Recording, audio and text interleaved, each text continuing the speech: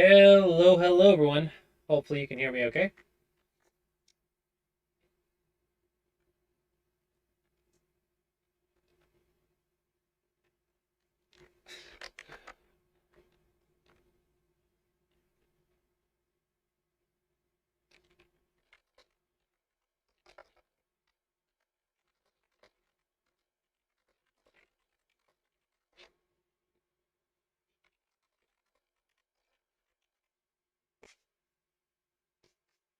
Hmm, bug. Bug on my shoulder. Click.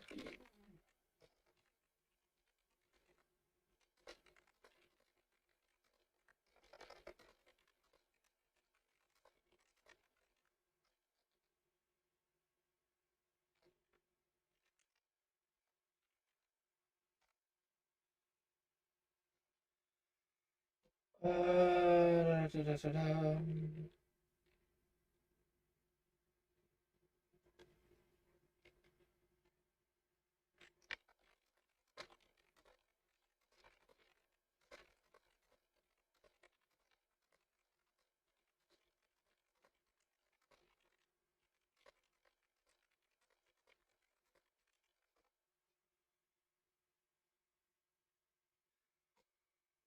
How is everyone doing today? Hopefully everyone is doing okay.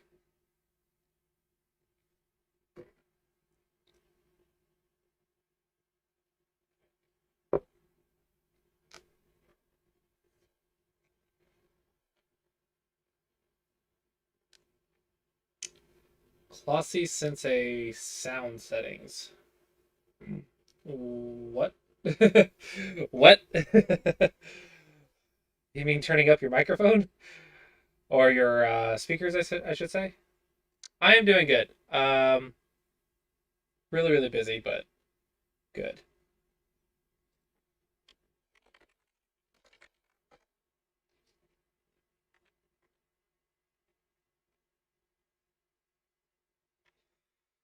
Um, my mom started her own business, and I'm helping her start it up. She just bought a store at the mall. Um,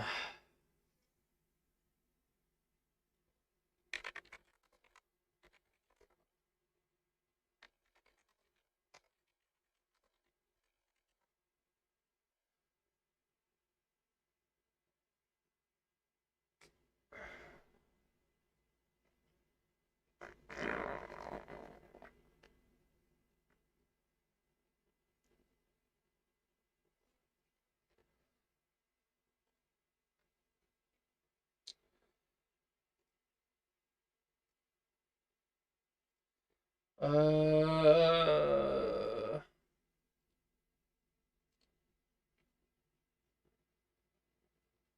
see if I can.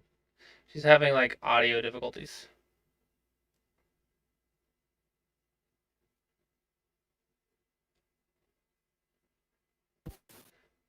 Hello. Hello. So you found it? Oh yeah, I found it. It was hiding in an Evernote file. The Evernote file I created for our last lesson, I put the link to the DSON lecture, and that's where it was hiding. Huh. And that was playing. That was playing the audio. It was playing in the Evernote file, which is why I couldn't find it because I was looking for it in Safari. Um, Crazy. Well, at least now I know next time. I was looking for it actually in Discord because I had shared it with Drooch. So I went to my conversation with him because I was expecting to find it playing in there, but it wasn't. So now I know how to find it next time. At least I know the first place to look. So, how are you? uh, really good, but mentally busy, I guess. Well, mentally busy is actually quite good. Um, yes. So my mom started her own store, and I'm about to move my whole office setup to her office in the store so I can help her out in the mornings and then stream in the evenings. Okay, so you're going to stream from the store. Yep. Okay. And that How should far away? How far away is the store from where you're living? about 27 minutes or so. So it's Oh, not, wow. So then that's like a real commitment in terms of, no, no, no, no. 30 minutes is like our drive to the grocery store. It, that's not that's not a long drive? not for us, no. No. In, Okay. in Tennessee, we live in the woods specifically, so we don't live in the city. So a 30-minute drive is like our drive to town. It has its pros and cons for sure. One of the cons being it takes a lot, like it's a lot of drive time to go anywhere, and Uh-huh. that can add up very quickly. But the pro is it's very private, and we don't have to deal with a lot of crazy people. Yeah. By the way, Um, you're breaking up a little bit. oh, maybe that will help. I don't know. Okay. So far so good. Okay. So yeah, I'm gonna be helping her out with that and helping her launch her store, and then I'm also like trying to remember to work on my hobbies and have fun and not just work all the time. So I'm just balancing everything. Having fun is important. And then yeah, and then my wife and I are about to start seeing our friends out of state again, starting the end of this month or next month. Okay. So yeah, I mean it goes. I mean I'm doing well. I'm doing well. Just busy. That's Just busy, good. busy, busy. And then, of course, the class and the lectures and all that fun Right. stuff. Oh, speaking of stuff you're doing, Hmm. my game for the league is scheduled for Friday, so that's good. So Hmm. I'm looking forward to that. Cool. Yeah, so the leagues you can pretty much play whenever. Like you and your opponent can work it out, and then if you can't Right. work it Well, out, then what I just play mean on is we Friday. scheduled it for early Friday in the Oh, okay. morning Okay. because my opponent wanted to play later in the day on Friday. However, he's on the West Coast and I'm on the East Coast, Hmm. so that would have worked not so well for me. So we scheduled it early in the morning for him Good. and 11:30 in the morning for me. Yeah. So we're going to get that done on Friday. It's kind of exactly what we want. It's just everyone just to work out and play some friendly games. Yeah, All right. So looking at your spreadsheet, I see 20 games. that's I right. You like it. wanted 20. You wanted 20. You got 20. All right. And And how did you feel about that? Uh, actually, I feel better now that I had Sunday off. But I put myself under unreasonable pressure because when we talked about doing 20 games in a week, I had already spent 2.5 days of the week. And I got 2 games in that evening. So I was 3 days in and I only had 6 games. I put myself under the pressure to get the 20 games in for the week. I probably should have prorated the week and finished off at 4 games a day. I fell into a trap of being under pressure, completely self imposed. And I was doing well for the beginning of the week, but then once the pressure set in, it was like a downhill spiral. And I feel okay about it now because, like I said, I had the day off. I'm convinced that it's a good thing to do and that my goal is to find the best way to do it without putting myself under pressure. Hmm. And I think that my plan moving forward is going to be to take Tuesdays off and Fridays off, except for the Youngsang Dojang Yeah. game that I have to play in the afternoon. So that'll give me 3 days in a row and 2 days in a row. So I think that's going to remove some of the pressure because Okay. instead of having 2 days off in a row and 5 days of crazy playing, I'll never have more than 3 days of crazy playing if I stick to that. The, Also, don't forget that the first time you do something's always the hardest. I So know, the and first week isn't about winning; it's more about building the habit. right. And so I'm going to maintain a positive attitude. Just because I was miserable this week doesn't mean I'm going to be miserable. I mean, last week doesn't mean I'm going to be miserable this week. I'm going to Hmm. work for it. And one thing you should know is that I'm going to have company for 2 weeks in a row, not this week, but the 2 weeks after. Okay. And I have to do a lot of prep this week. And then it's going to be pretty much not playing Go, except I'll be playing at least as much as I used to, you know. Hmm. But I'm not going to be meeting my goals, and I will be having my lessons, and I will be Okay. studying some, but the hours are going to go down. So once that vacation is over, then I can go right back to trying my best to get 20. This week I'll try to get 22, even though I am prepping for that All vacation. right. You don't Um, want to take some time off from the lessons to meet with friends? I will during that 2 weeks. Okay. But what I'm saying is during this week, when I'm preparing for the 2 week vacation, Okay. I will still continue to try to play. We'll see how well I do with it. All right. Um, okay, and now one disadvantage of playing 20 games a week is that the lesson prep takes a lot of time because I have to look at all of my losses, and I had so many losses this week. I tried to make it as simple as possible by color coding the notes Mm-hmm. section. And by the way, before we get into that, just very quickly, I did want to mention I had almost 53 hours of Go Study this week, Oof. and that live play came in number one for the very first time, and the essential Go activities came in at 30 hours. Um, Nice. yeah, with almost 10 hours of live play, over 12 hours of Go problems, and 8 hours of game review. I found a lot of comfort in Go problems this week when I was feeling down. Got those Go problems out and played, and that made me feel better. So that's why I had 12 hours of Go problems Okay. this week. Okay, so now Um. back. So it all sounds good. It all sounds good. Yeah, I'm not feeling too bad. I'm trying to maintain a positive attitude. There's a lot of red on this spreadsheet this week, but I'm okay with it. Um, Now, if you look at the notes section, you will see that 4 of the games have been colored light violet, and some of the games have been colored gray. Games that are not colored at all were wins. Games that are gray are ones that I thought were not as good an option to look at for a variety of reasons. And that leaves you 4 games to pick from. And if you look at the notes for the games, make your pick whatever you want from these 4. What about the 30-point loss? What about what? The 30-point loss? Oh, let me see. Which one is that? What number? Row 20 or 18 against Al4 A83. Okay, now I can't remember why I didn't include that as one to look at, but if you feel like you want to, I suppose we can.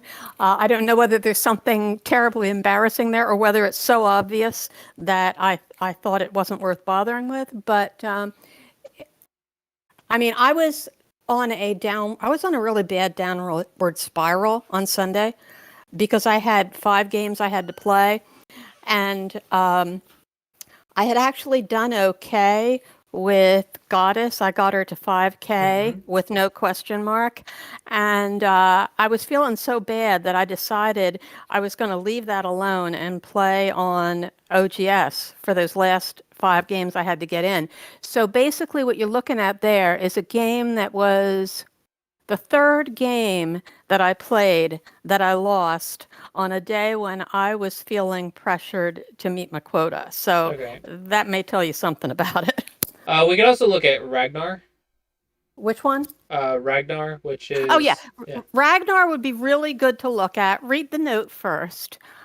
Yeah, I lost a huge number of stones at the end. I did see that.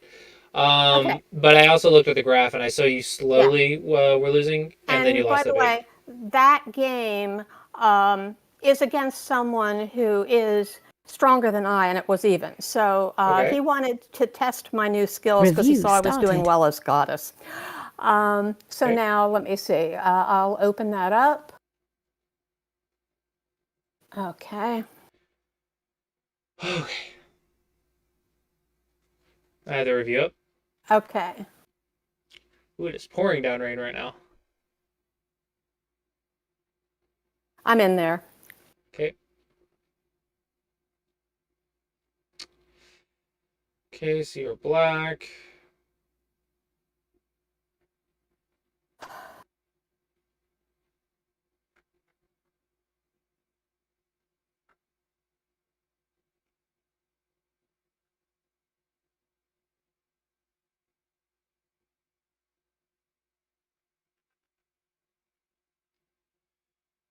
Hmm. Okay.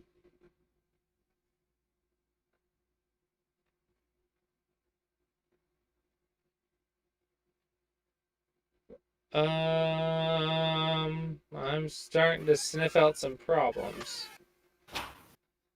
All right, so let's look at this left side. So first things first. This one is probably below your level now. If you're 5Q, I think maybe you need to go like right here Okay. and just learn how to deal with it. Because Okay. this one they kick and pincer, and you're actually a little over concentrated. Not much, so it's not like the end of the world. But because this exists, it's probably not as good to do after 5Q, like getting stronger than Right. 5Q. But it's fine. It's not the biggest deal. This is all fine. This one should probably be here.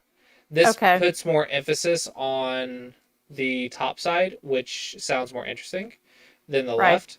Uh, it would be different if you're like really worried about the Shamari and you're like, I need to stop that Shamari.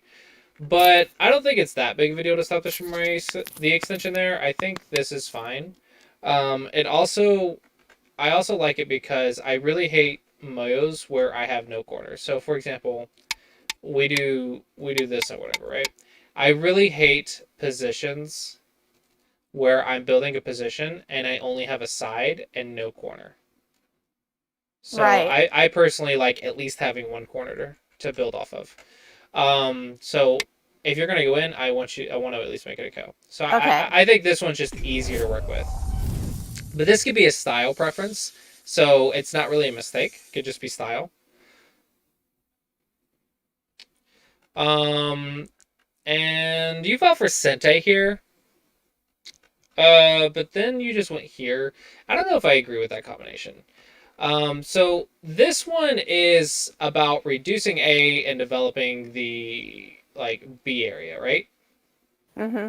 But as soon as you choose this Joseki and you play defense, White can just bust through. How is the A helping the B area? Not at all. Right. So the combination seems a bit strange. And Yeah. so I have to ask, have you been studying your opening? You're breaking up again. Have you been studying your opening? Have I been studying my opening? Well, I've been playing the Chinese, and I have watched a good number of lectures on Gozhuan's website about the Chinese. And I have also tried to watch Insang's lecture as well, which is quite advanced. But I, uh, beyond that, I guess I really haven't been studying the opening per se. Well, the reason I ask is because you're black, but you aren't playing any sort of standard opening. You are kind of just you're playing as if you're a double digit Q that only has opening basics but no opening study. And that's fine, but at single digit Q you need to start having your own combinations. So you're playing Nirense, but you don't really know the combinations to do. So this goes to Sanrense formation. Okay, why not just start with Sanrense? Right? Right. So, and you just said you've just watched some Chinese opening videos. You're not playing the Chinese opening. Why are you watching Chinese opening videos? Well, I have been playing the Chinese opening in most of my games when I've been black. Okay, but you're not now. You know why? Hmm. Because I'm playing somebody who's from the Youngsang Dojang, who's a good deal smarter than myself, who has probably watched his video on the Chinese opening and knows it a lot better than I It do. doesn't matter. Hey, maybe you learned something from this guy. Why would you? So why would you handicap yourself by playing an opening you're not studying instead of playing the opening you're studying? Okay. It doesn't make sense. Now, I do also encourage you to like change your opening like every month, right? So like every 50 to 100 games or whatever. If you're changing it every month, that's fine. But you said that you're watching Chinese opening videos. Well, that was last month or last time you were doing the opening. But in this case, you're not playing the Chinese opening at all. So you're playing an opening you have no idea how to use. Well, that kind of prevents you from having a chance to take advantage of the opening. Like, you need every little thing that you can have to give you an advantage. So you need to play an opening that you know. You need to play an opening that you can control. You need to play Josekis that you know. You need to play in positions that you know. You need to make the game go in a way that you're comfortable with. You you need to fight for every little advantage that you can get. So I think the reason your combination is strange on the left side is because you're playing an opening that you have no idea how to use. Like, you're playing basics. You're not going to die or anything. That's not going to happen. But now you're 5Q. Like, now you're at the last little threshold before one dawn. You have so. The reason I'm laughing is because I'm 5Q on KGS, Mhm. but by the way, I'm 9Q now on OGS. Well, that's because of a losing streak, right? So Yeah. regardless, it's still good to like give yourself every little advantage. Okay, so here, what is wrong with fixing yourself like this? No, that's good. I like that. So you were saying I want to help A. Well, why not help A with B instead of C? Why not help A in a way that gives you a combination? That's much better. Yes. Are you giving yourself options to think about, or are you just playing defense? Um, I didn't think of that option. And in that particular instance, I think I only had one option in mind in that particular instance. Right. You should like at 5Q plus. You have to. I just lectured Drooch about it. You have to give yourself multiple options to think about, and think about which one helps, which one gives you the most value. So you have to start. You have to really fight for like a little bit more, just a little bit more. So like here, you have maybe A, B, C, D, and a Tanuki. Right. That's a lot to think about. Okay. Yeah. Which one gives you the best? Which one's solid? And probably just B is fine. I think B is fine because it also unsettles white a little bit. All right, so he goes in. All right, now there's a lot of thinking time. Like here, I would spend a good minute here. All right, push. He plays. Fix, fix. All right, first unsettle. Then cap. Oh, nice. Right? Are you keeping track of that cutting point in the top left? Probably not. You're definitely not because I saw the future. I saw the variations that followed up. So at this point, you are attacking, but you're also dying. And then he cuts. Right. What did he do here? What have I been lecturing single digit Qs to do constantly to improve their defense? Use your opponent's weakness to help yourself. Exactly. And that's exactly what he did. That's why he's 3Q. Right. Okay? So you should be preventing that option. You should be playing like maybe threatening the corner or something, or maybe doing something like that and saying, "Hey, I'm going to fix my weakness in Sente," or I'm going to maybe play here or something, and I'm going to start poking this corner, and I'm going to try to get white to give me this connection in Sente so I can go continue that Hane. Right? So you fix yourself in Sente and you can continue the Hane. But the point that you need to realize is that you have weakness, white has weakness. Well, guess what the priority is? Yours. So, of course you want to fix yours. But what's even better is fix yours in Sente so you can come back and attack them. Super powerful. We have the double Hane that we can consider here. Do we look at the cut? It's a ladder, but did you consider it? Yeah. Yes. Okay. Just ways to attack. Just trying to get more and more creative with your attack. Defense first. Like, this is probably the biggest problem with attacking at the lower single digit Qs, like 9Q to like 6Q, is you start learning how to be powerful with your attack.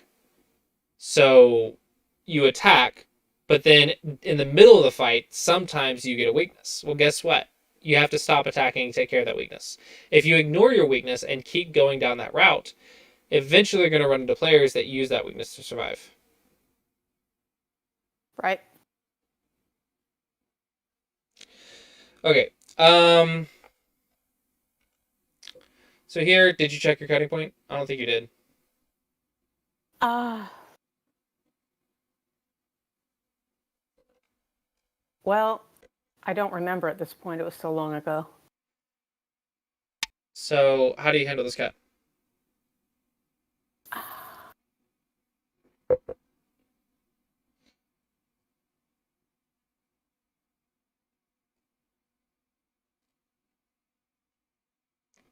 Well, I guess I don't. See.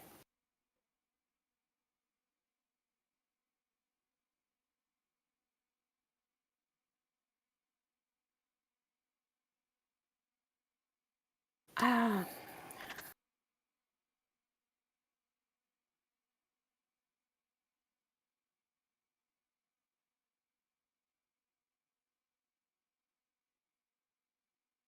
I'm not seeing anything that actually works unless a loose net works with F16.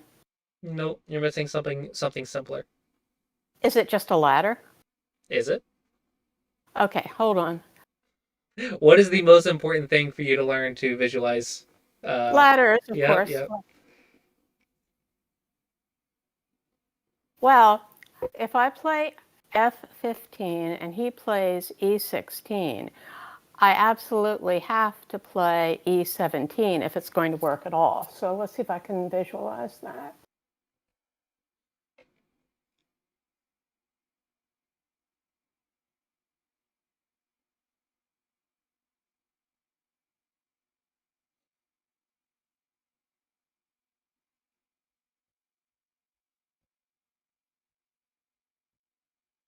I can't see it. And by the way, I don't know whether this is. We talked about visualizing stones. Mm-hmm. The truth of the matter is, I do not visualize stones. I know that they're there, and I try to count the liberties and the cuts and all that, Mm-hmm. but I don't see anything. And I don't know whether that is unusual No, or that's reading wrong. It's what most people do, but it's wrong. right. But how do you see them? I mean, how? How do you use your imagination? Right? Um, Like how do you it's more of a visualization exercise. It's like playing pretend as a child. It's a lot easier the younger you are, of course, but like no one starts being able to see stones. And we learned in the last class that apparently everyone is having trouble with this skill. But what right. is the first chapter of the Fundamentals of Go book? That's the latter chapter, right? Yeah, it's about reading ladders. And Right. what do I say over and over again for improving your stone visualization?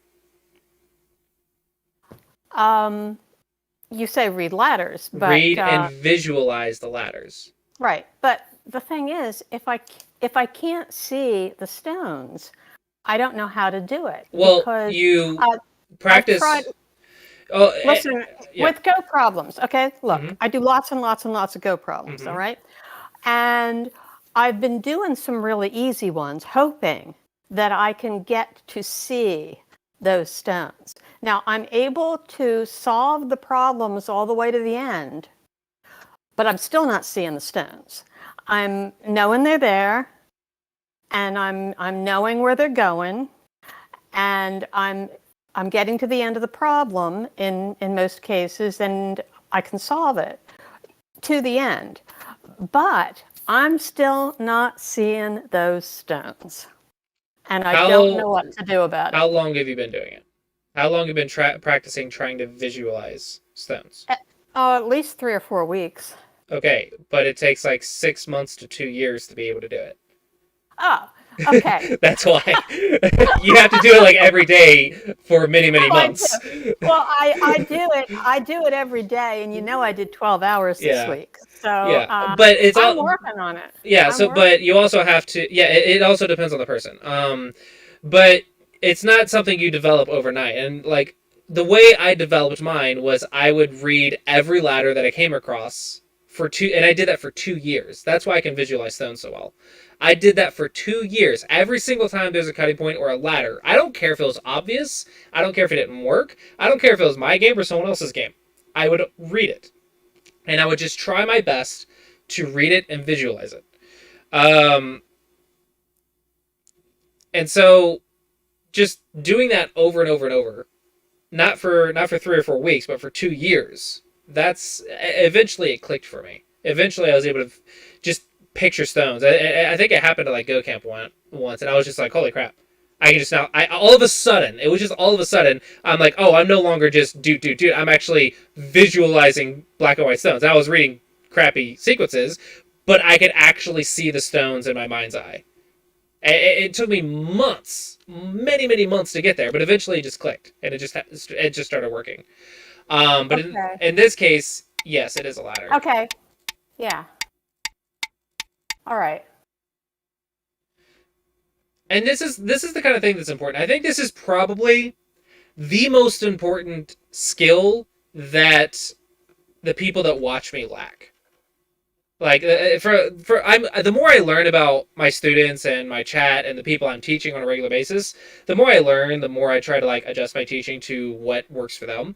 And I think this stone visualization thing is probably the most important mistake that everyone watching is making is they cannot visualize stones.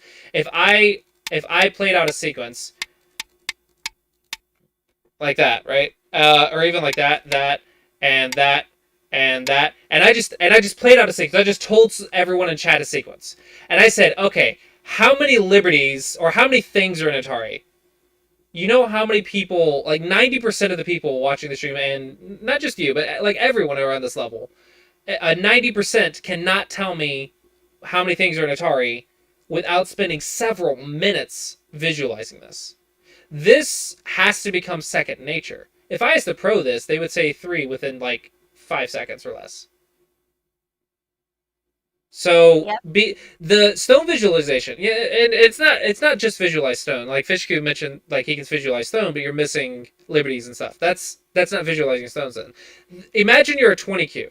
If I gave you this exercise as a 20Q, and I said, how many things are in Atari? You're like 30Q, 25Q, or whatever. You're a beginner. You're like, oh, okay, I have to count the liberty, count the liberty, count the liberties. Okay, I find 2, maybe 3, or whatever, right? You struggle with it, but you have to work on it and practice it and practice it. Well, guess what? That you have to do the exact same thing, except now you have to do it with several moves down the road. Now you have to say, okay, how many liberties do I have in 5 moves? Or actually, even simpler, how many liberties do I have in 3 moves? I think most people actually can't visualize more than 2 moves and see cuts and liberties properly. And someone once told me a one don is just someone who can read 4 moves perfectly, just 4. So if you can visualize 4 moves and see all the cuts and liberties and all the branches and see all those cuts and liberties and notice all the tsujis and all those cuts and liberties, just 4 moves deep, including the branches, that's one don level reading. So, first, being able to visualize this ladder matters because it determines if you can Nobi or not Nobi. Okay? Now, here's the bigger mistake. You Nobi'd without checking your cut. And that, I think, is a really big mistake. Because what's the most important thing in contact fights? Cuts and liberties, right? Right. You cannot play Hanes and Knights moves and stuff like this. You cannot do it without checking the cuts. It's super, super, super dangerous. Because if I just cut you and you don't see the ladder, what is your plan? What are you going to do? It's super dangerous. Like, you might die. So, defense first. You should have played this one. Now, I think this one's fine. Also, there is a simple keep first. Okay, and then that's obvious. then that's a lot easier to visualize, right? Right. But the point is, I'm checking my cut. I'm not just going to play a move without checking the cut. I think that's very dangerous. All right, so you do check the cut there. Oh, absolutely. Um, I think here would be more interesting. uh, Yes, it would. I think fighting for Sente here, but here it's like, oh, I see this ladder. Okay, and if I see it, then it's like, okay, I'm going to try to counterattack. I'm like, okay, counterattack. All right, cool. Now I'm surrounding you. I fix my cut in Sente, now I can surround. I'm taking into account all the Colossi approach, and now I'm applying reading to it. Make sense? Yep. That's the higher level application, but at the very least, you are fixing your cutting point here, so that's good. He peeped, and you surrounded, that's fine. And he got Sente. He lived in Sente, but that's because your attack failed. Right. The attack failed because you didn't watch your weaknesses during the fight. You gotta play defense when it's time to play defense. Now, again, single digit Q, you want to try to defend using your opponent's Aji somehow if you can. That way you can defend at Sente or defend more efficiently. And in this case, Sente is more important because if both players have a weakness, let's fix ours in Sente so we can attack white. So yeah, your attack was too aggressive with weakness. That is the mistake.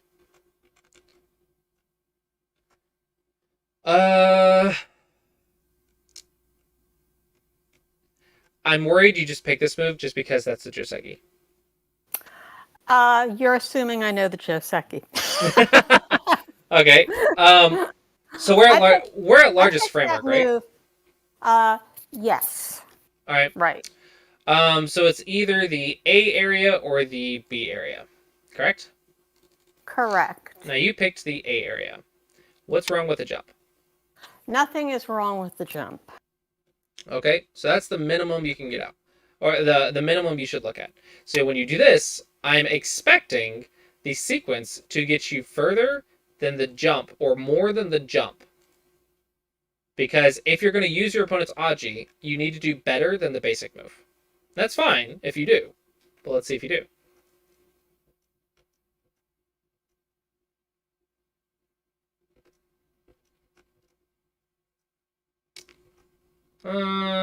Kind of yes, kind of no. Both players don't understand this Joseki. That's what's happening here. When you connect and he goes here, just Hane, or just cut through. Okay. Right. Um, There are so many good videos on this, which I must study. yeah, This is study, right? This is like learning your Josekis. Didn't you? Were you also one of the ones that bought the book that I was selling way back when, the 100 AI Josekis by Kim Songre? No, Oh, I did okay. not. So you don't have that book, okay? No, I do not. I need to order more and like sell it again because it's a really good book. I think someone's selling it in Europe. I don't think anyone's selling it in the US at the moment. So locally, I actually like this. You kind of broke through White's position. However, if you notice, you actually didn't get any further than the 1 point No, jump. I did not. I did not. So you broke it to the side though. So there's that. So it's hard to say if this is a good exchange compared to the basic or not. All right, so now we're here. Why are we here? Did A become smaller somehow, or did B become bigger? I'm confused.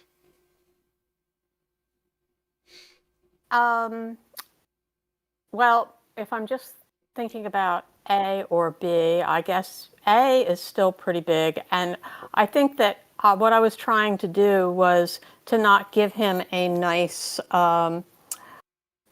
edge there to build from if I came out into the center. But why would he build it if yours is the biggest framework? I don't know. The point is, I don't think you're playing on the biggest framework. Now, I actually think B might be bigger than A, but you made the decision right here that A was bigger than B. Right. Nothing has changed framework size-wise. Nothing Right, has so changed, so you should I still should be playing on A. building A. So yes, I was just going to say that move. Mhm.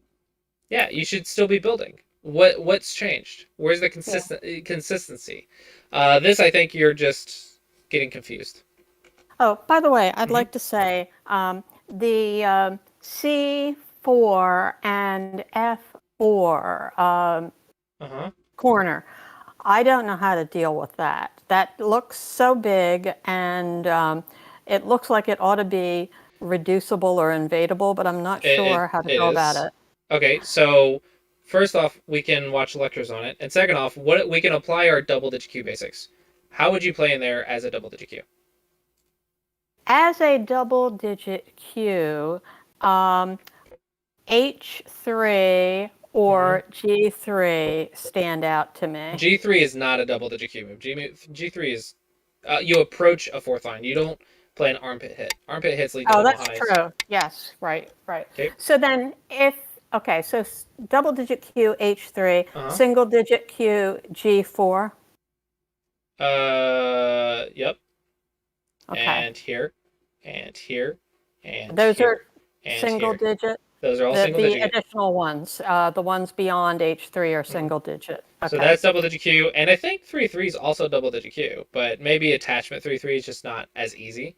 So okay, Right. we can. It's debatable if that's double digit Q or single digit Q, but regardless, these are your options. At minimum, even if you had no idea what to do, those are your options. Okay. Okay. So it shouldn't be impossible for you to play in there. It's just a matter of like, okay, let's just pick one that I'm comfortable with. And guess what? This one's actually quite easy. Nice. And if he tries to do, try to go for the kill, boom, boom, boom. Well, we should know this sequence by now.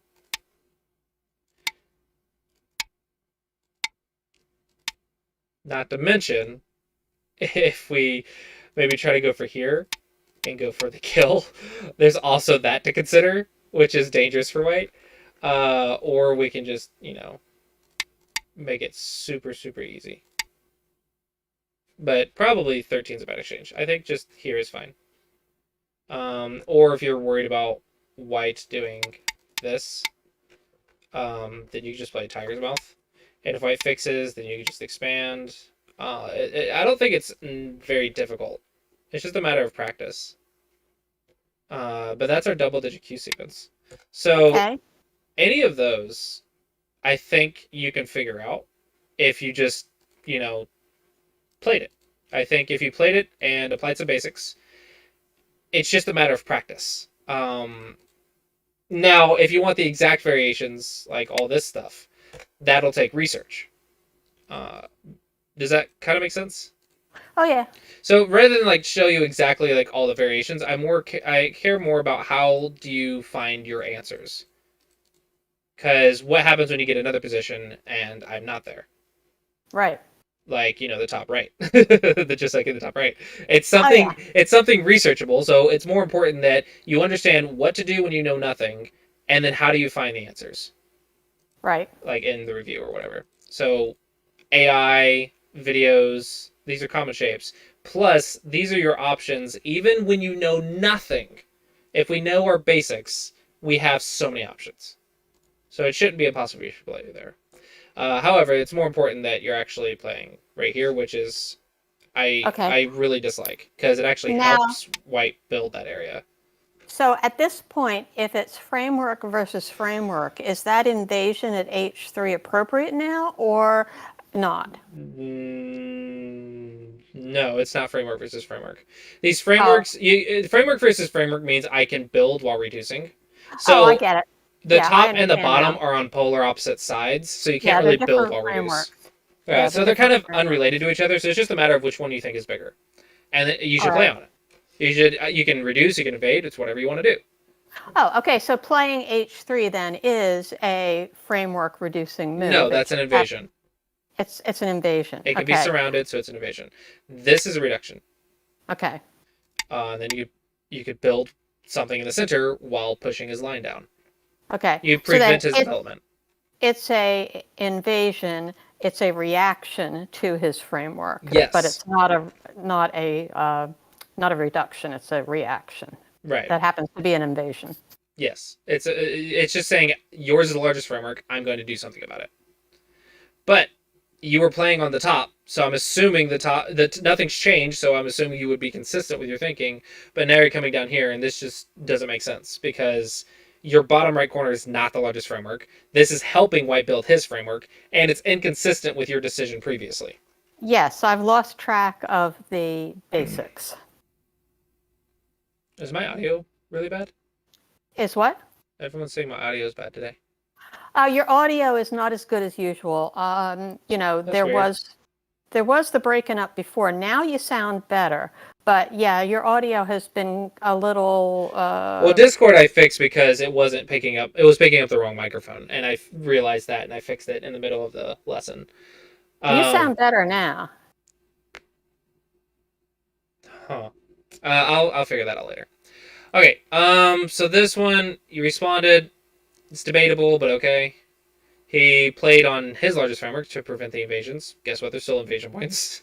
And then you actually fixed the invasion Oh points. yeah, I helped him out. Um, I don't understand what you're doing.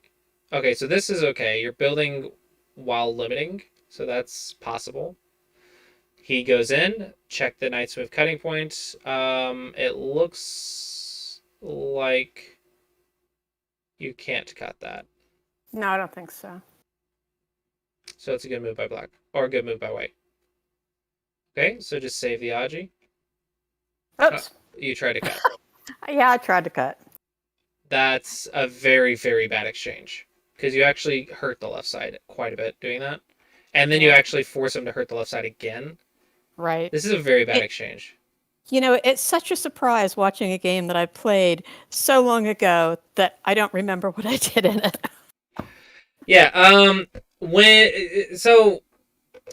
you're looking at it with the teacher, and the teacher's like, okay, here's what's actually happening, your moves make less sense. So it's more about understanding what's happening and keeping track of what's happening. Your moves will make a lot more sense if you do. So it's just Yeah. a matter of calming down and paying attention and seeing what's actually happening. Because this just doesn't make sense. This is super greedy for the center, and I don't understand why you're giving up an entire side for the center. The center is not like massively big. No. Oh, this is so painful. If you don't make that entire, like, you have to get like 3 lines. So 3 lines here plus 2 lines because those were yours. So plus 2 more lines. So you have to get a minimum of right here to make up for this left side. That's a lot. I know.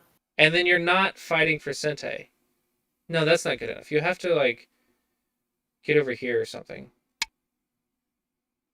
You're just gonna block. You're gonna have to just deal with that. Because if you don't get the center, if you allow white to just reduce this, like just here, then you lost more than you're gonna get in the center. That's not even breaking even. This is a negative exchange rate.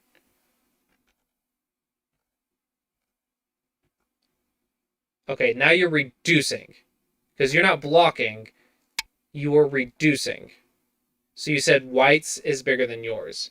So this to me is just, it's telling me that you don't understand what's happening on this board.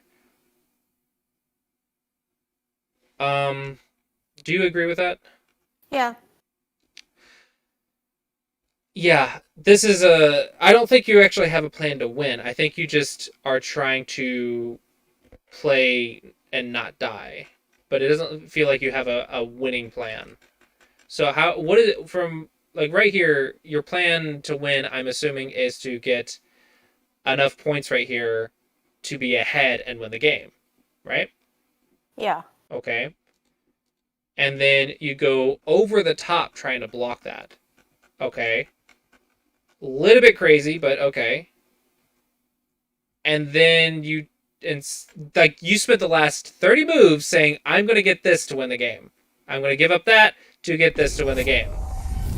And then the follow-up is just, I'm going to reduce. Okay. So now my question then is, I kind of need to block him on two sides, which I guess isn't possible. Yeah, you kind of made an impossible plan for yourself. Like, for example, like broken shapes are bad shapes. Like you attacked yourself here. Also, you're building the left when the top side was bigger. When you said the top side was bigger, you're building the left when the bottom side is bigger as well. So the two areas, if you recall back here, the two areas is A and B, right? You sacrificed C to gain D, and then you reduced E instead of gaining D. When did you actually play on the largest frameworks? In the next 50 moves, when did you actually play on the largest frameworks? You actually never played on the largest frameworks for this entire time.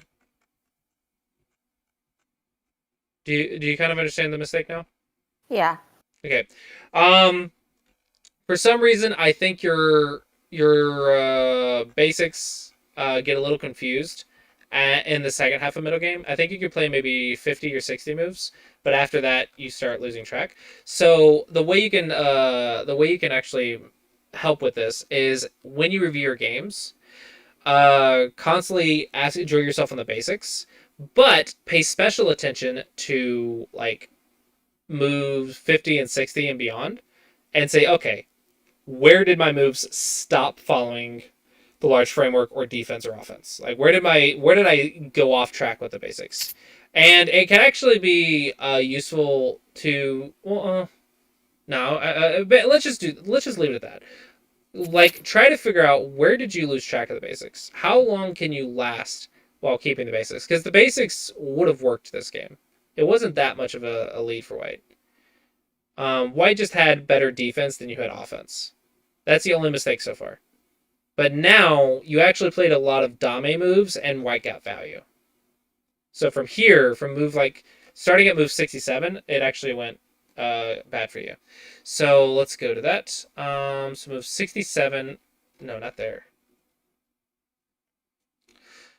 Okay. So at move 67. So 66, Black is up by 0.1. So it's an even game. It's actually not bad. 67 though, White is up by 3. And let's go to move where you just lost the center, right? Move 97. White Okay, is so up. are you looking at AI Sensei? Is that where you're looking? I just went back to the main game. I'm just looking at the graph. Oh, okay. And at move 97, you are down by 23. So, and I'll go back into the review. So from right here, can you see what I'm doing? Yes, I can. From right here, the game is even. Right. But in this exchange, up to this point, you lost 23 points. Right. So you lost 20 points between move 60, or between move 70 and 90, 70 and 100. So in 30 moves, give or take, you lost 20 points of territory, or 20 points of exchange rate. So that means you should focus on that chunk of the game where you're losing, where the evenness just falls off a cliff. What happens? Well, you lost track of the basics. You lost track of what was actually happening. And then the way to improve on that is identify it in the reviews, because the more you identify something in a review, the easier it will be to notice it during a live game. Right. Make sense? Yes. Okay, notes time. Okay, so keep working on stone visualization. Focus on finding where you stop following the basics in your game review. Usually around move 50 through 70, you lose track of the basics. Check your cutting points. Give yourself options for moves. It gives you little edges every time you can do it. So you can probably gain like one, just find ways to gain like 1 point every time like you have to respond to something or every time you have to do something, see if you can make it 1 point better. Okay. You won't be able to do it every single time, but imagine you do that like 5 times. That's like 5 points. If you lose 20 points in 30 moves, imagine that's only 15 points because out of those moves you made it like 1 point more effective, like 5 times. I mean, you can actually gain. You'd be surprised how many points you can find just by changing your move like one space or one spot. Even though it does the same job, you can get like 1 point more effective or 2 points more effective. And now imagine you play Yeah. 200 moves a game or 150 moves a game. I don't even know how many moves you play. Like Well, you know what? There's a 100 moves. perfect example of that in the game that I played in the Youngsang Dojang last week, where Ensung showed me how I could have made a snapback instead of just taking a couple of stones. Hmm. And that is a perfect example of what you're talking about. Yeah, just little things that just make it slightly more effective. Now, this is more important at like 4Q, 3Q, 2Q kind of to become a Don. But giving yourself options also like makes you double check yourself a little bit. So it's also good for that. Just make sure you're following the right basics. Make sure you're doing the basics in the most effective way. Um so yeah, just little things like that can help. And you can gain probably at least 10 to 15 points doing that. Hopefully. Well, theoretically, but you can also gain like 10 to 15 points in Yosei as well. So there's a lot of places, a lot of little places that you can gain. Like this is why Don players, if they play teaching games, like we don't have to apply a lot of heavy reading. We can just find little areas to just gain points. Um, and you got to start doing that to get from 5Q to 1 Don. You got to start being able to just identify those little areas. And then, of course, you have to apply heavy reading at Don level. So that's why you work on stone visualization as early as possible. Okay, I'm going to keep working on that. And one thing I'm going to do this Hmm. week is I'm going to kind of make a little rule for myself that I'm going to try real hard to get 4 games in on the days I'm supposed to play. Hmm. But if I get 3 games in instead, I'm not going to try to make up for the 4th game I should have gotten that day later on in the week because I don't want to put that pressure on myself. But I'm going to do the best I can to get as many as I can to get as close to what we're trying to do. Okay. That's fine. Yeah, that should be fine. I don't want you to like to pressure yourself, but I also don't want you to give yourself excuses to not play. So I'm nervous about like anything that like tells yourself that you don't want to play. I'm nervous about like making it okay. I would ideally you just wouldn't pressure yourself and you'd still play 4 games a day unless like life happens, like someone comes over and visits, like okay, you don't have to play. But like if you're gonna play that day, then I would like you to play 4 games, but I also would like you to not have pressure, if that makes sense. But I also want to work in the 2 vacation days that I feel are optimal. And in order to do Yeah, you that, need time off. yeah, in order to do that, this week is not going to be 20 because I'm going to make Tuesday and Friday my vacation days moving forward. So we're going to have the 4 games on the other days as much as possible. But That's fine. the week will be a little short because I have to work into the new schedule. That's fine. I mean, I see nothing wrong with that. Like, as long as you're just trying to make progress and trying to play more. Honestly, playing Go shouldn't be a chore. That should be the most fun part because we're all playing this game because we love the game. So playing the game should be like, oh, finally, I'm done studying. I just want to play, right? Like, I'm tired of watching all these lectures. I want to play. Like, that should I'm be the what it be. opposite. I know I'm the that's what it's opposite. supposed to be.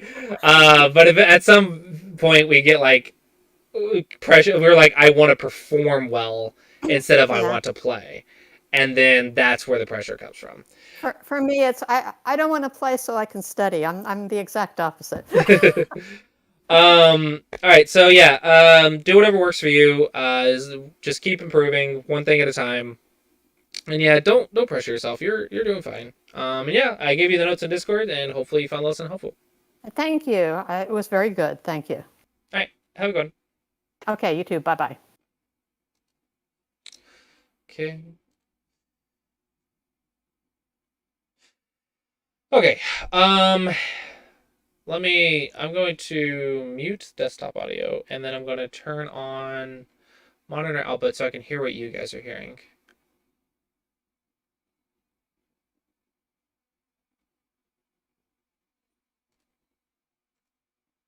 Test 1, 2, test 1, 2. Sounds okay to me. Does it sound better for you guys now? No? Still sounds echoey. What?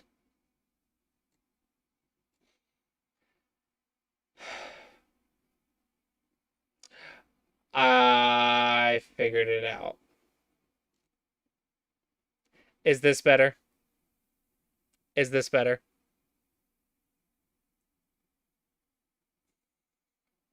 I had two sources picking up the microphone.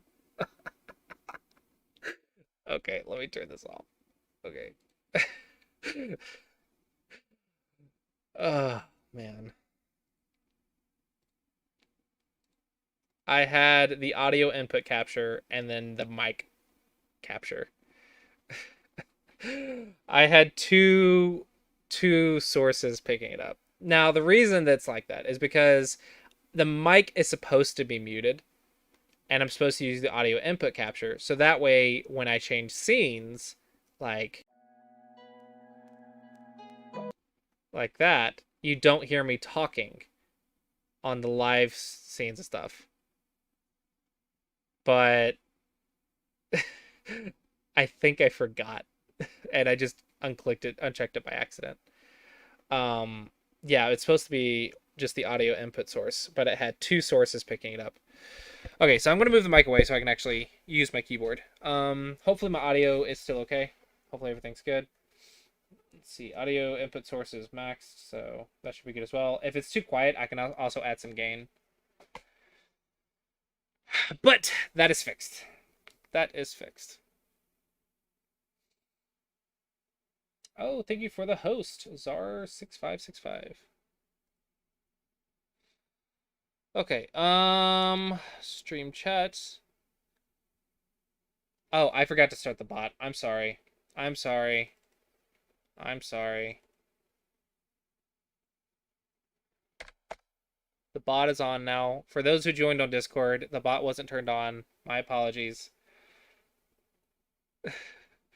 Okay. So let's go ahead and close that, close that. Thank you for the follow. Okay, so first up will be Mac Daddy. Mac Daddy, you will be first up.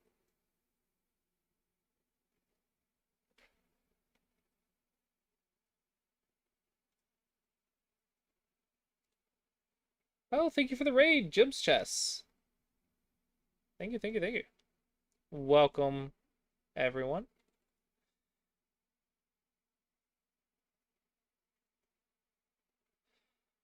Okay, I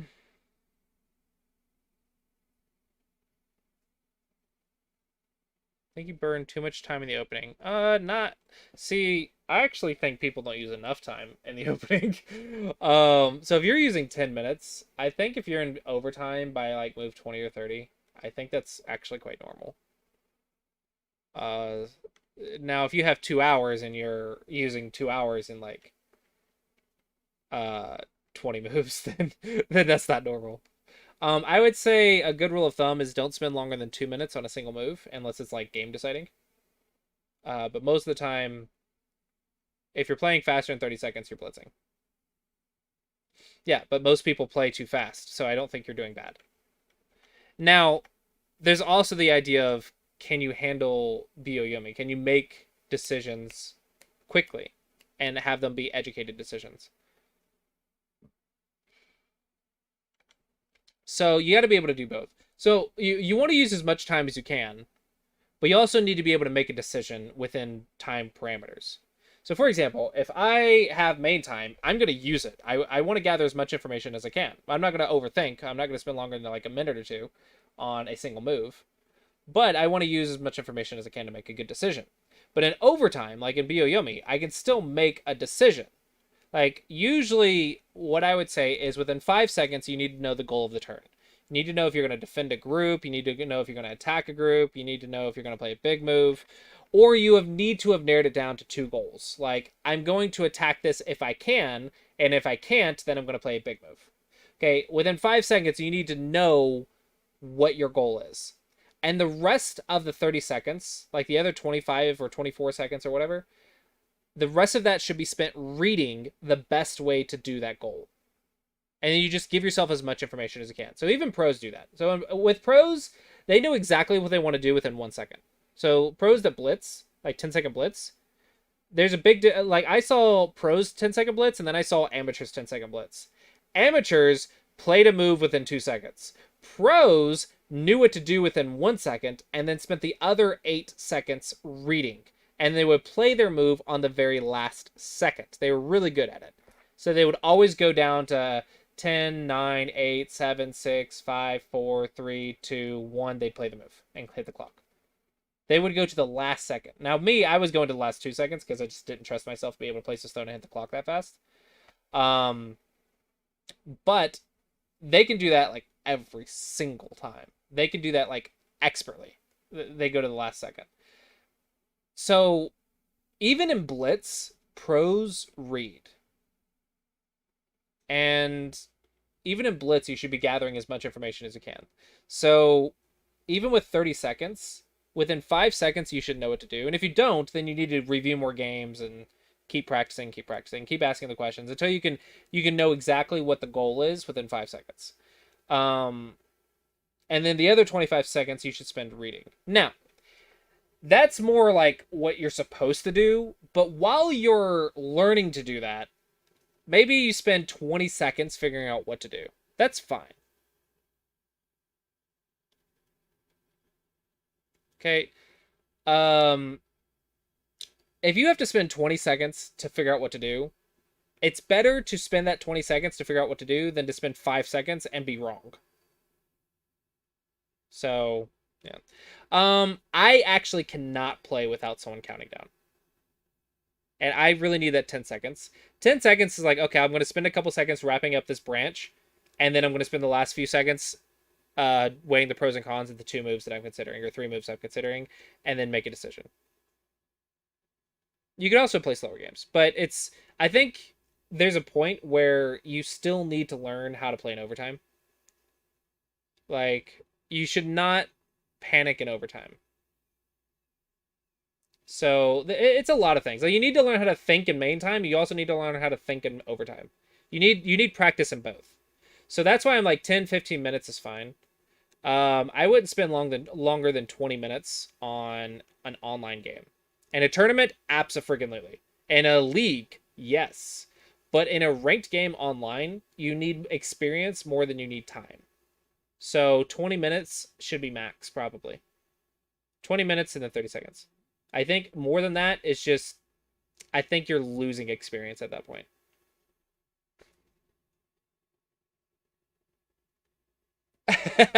The analysis tool. Okay. You know how I was just lecturing Buzzsaw about your ability to visualize the stones? You know what that analysis tool does?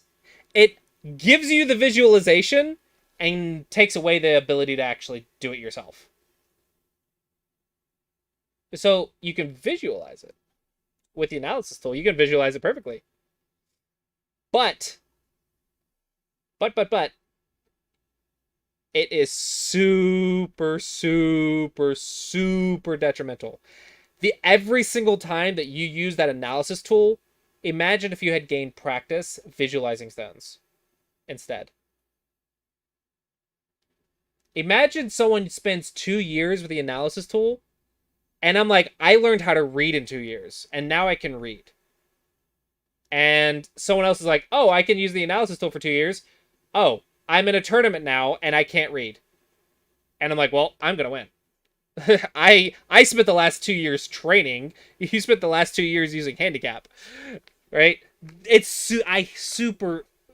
I really hate the analysis tool. I think it hurts you so much. The longer you use it, the more damage it does. It's super bad.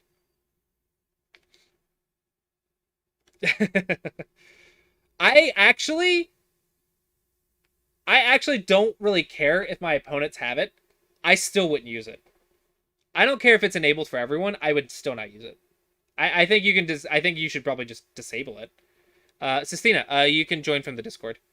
We don't have it running in chat. Uh, I think even if it was permanently enabled, I would still not use it. Even if my opponents had an advantage, I care more about being better. And my opponents, if they want to hurt themselves from improving, let them do it. If you want to improve, you work on you. You don't care about other people. You work on you. Okay. Okay, so you are white. Nirense.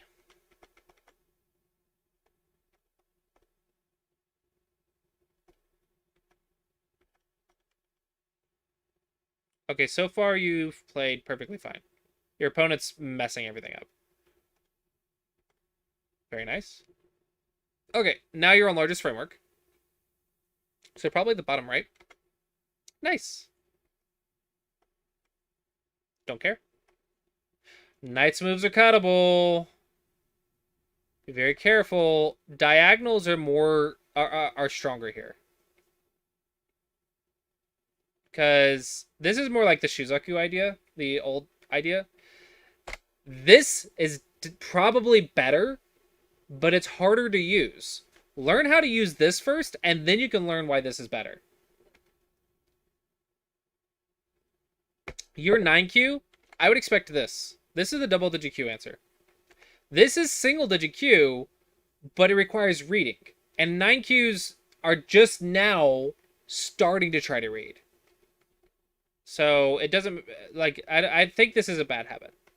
More than it's you trying to be better.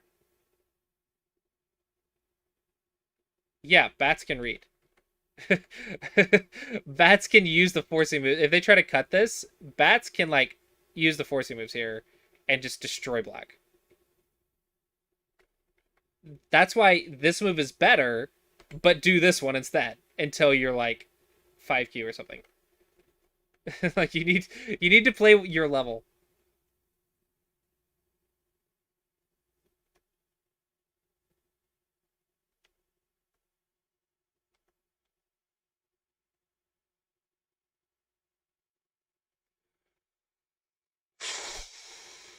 Okay. So, here's the question. First, we need to identify what do we do at double digit Q? We run away. Okay? We stay connected and we run in the open direction. Okay? Just run away. Single digit Q. Yeah, P3 is really big. Single digit Q, we start looking at our opponent's weaknesses, like A, B, and the C stuff. We look at their opponent's Aji, and we say, can I use that to defend myself better? This requires reading. If you can't read it, you can't do it. Okay? So when you're playing this one and then this one, and we get to this conclusion, I have to ask, did all of these get you out further or help you live in Sente better than just the double digit Q thing? Yeah, P3 attacks the corner, which is why it's good. Did this actually help you more than the double digit Q move? When you are reading this stuff, you have to ask that. The reason this is nice is because the corner's not alive, so black has to try to live, like something like that. That's a simple idea. And then you can actually cut black, and now these 3 stones have to run, and now you can run in Sente. That's the idea. So when you go like this, maybe like this might be better. It looks bad at first, but it accomplishes the same goal, which is to cut these off, which makes it easier for you to run away. Oh, wait. No, that's wrong. Do this one. Yeah. It makes it easier for you to run away. What's something? Okay, that is what reading is. So I actually don't know if I agree with your result here. This move makes no sense. Okay, this looks like you're playing defense when you have a base and a jump. If you're playing offense, cap, lean, pressure. If you're playing defense, the weak group is here. Run away. Run away. So this move doesn't make sense. Okay, he's attacking you, but he's attacking you with weakness. What's the best thing to do at single digit Q? Live through your opponent. Okay, so you did. Connect, good. Connect, good. Don't care. Just here. That is perfectly fine. That is perfectly fine for you. That's a lot.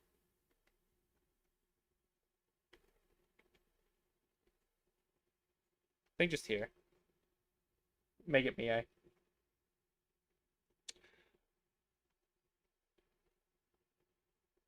Yep.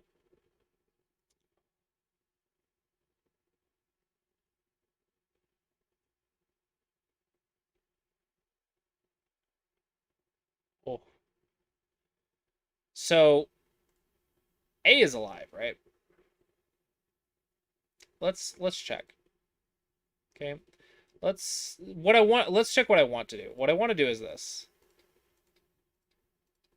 I want to help my weak group if this is alive. So the question is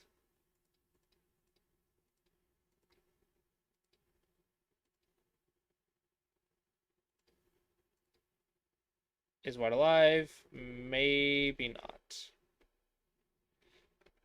Can I do a Liberty Tsuji?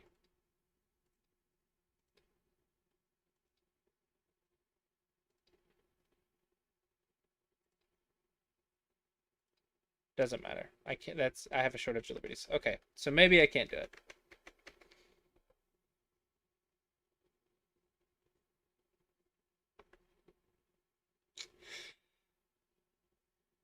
I'm just learning to read. It's a capturing race. Um. Okay, so just kill it. um. Okay. Well, if you can't read it, then defend. You should be defending if you can't read it. You can, but I just assumed that black had more liberties because 1, 2, 3, 4, 1, 2, 3, 4, 5. So I'm pretty sure black just has more. That's fine. I was just showing an interesting idea. If you can't see it, that's fine. Mostly what I'm trying to get at is I don't want to play this move because I don't want to hurt my weak group while playing defense. I don't want to play defense on this side and hurt the other side. I would rather just kill it.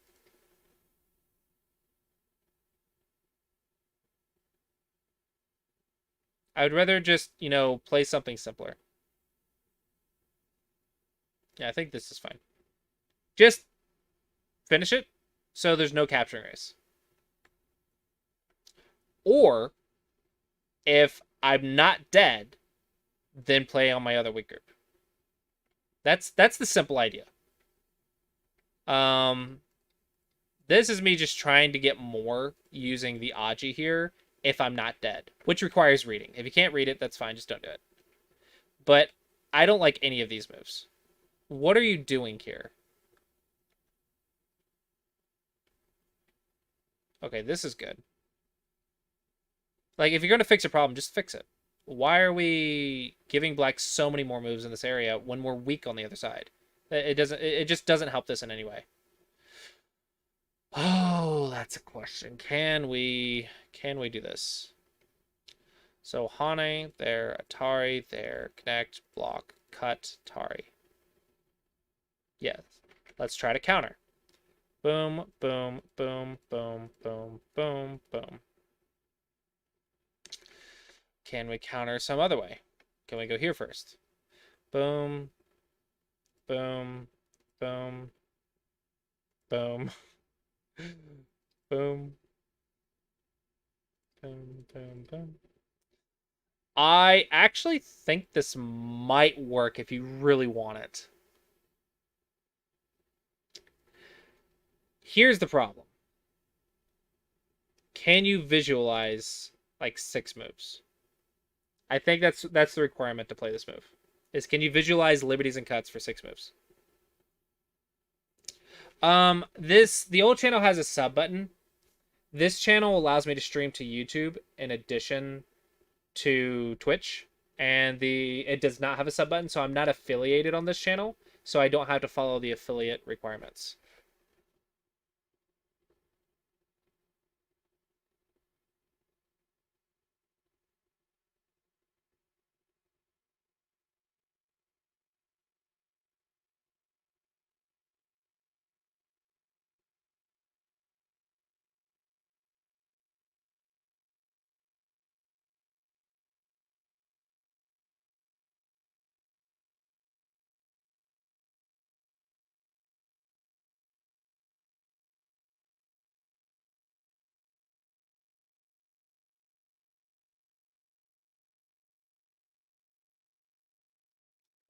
Okay.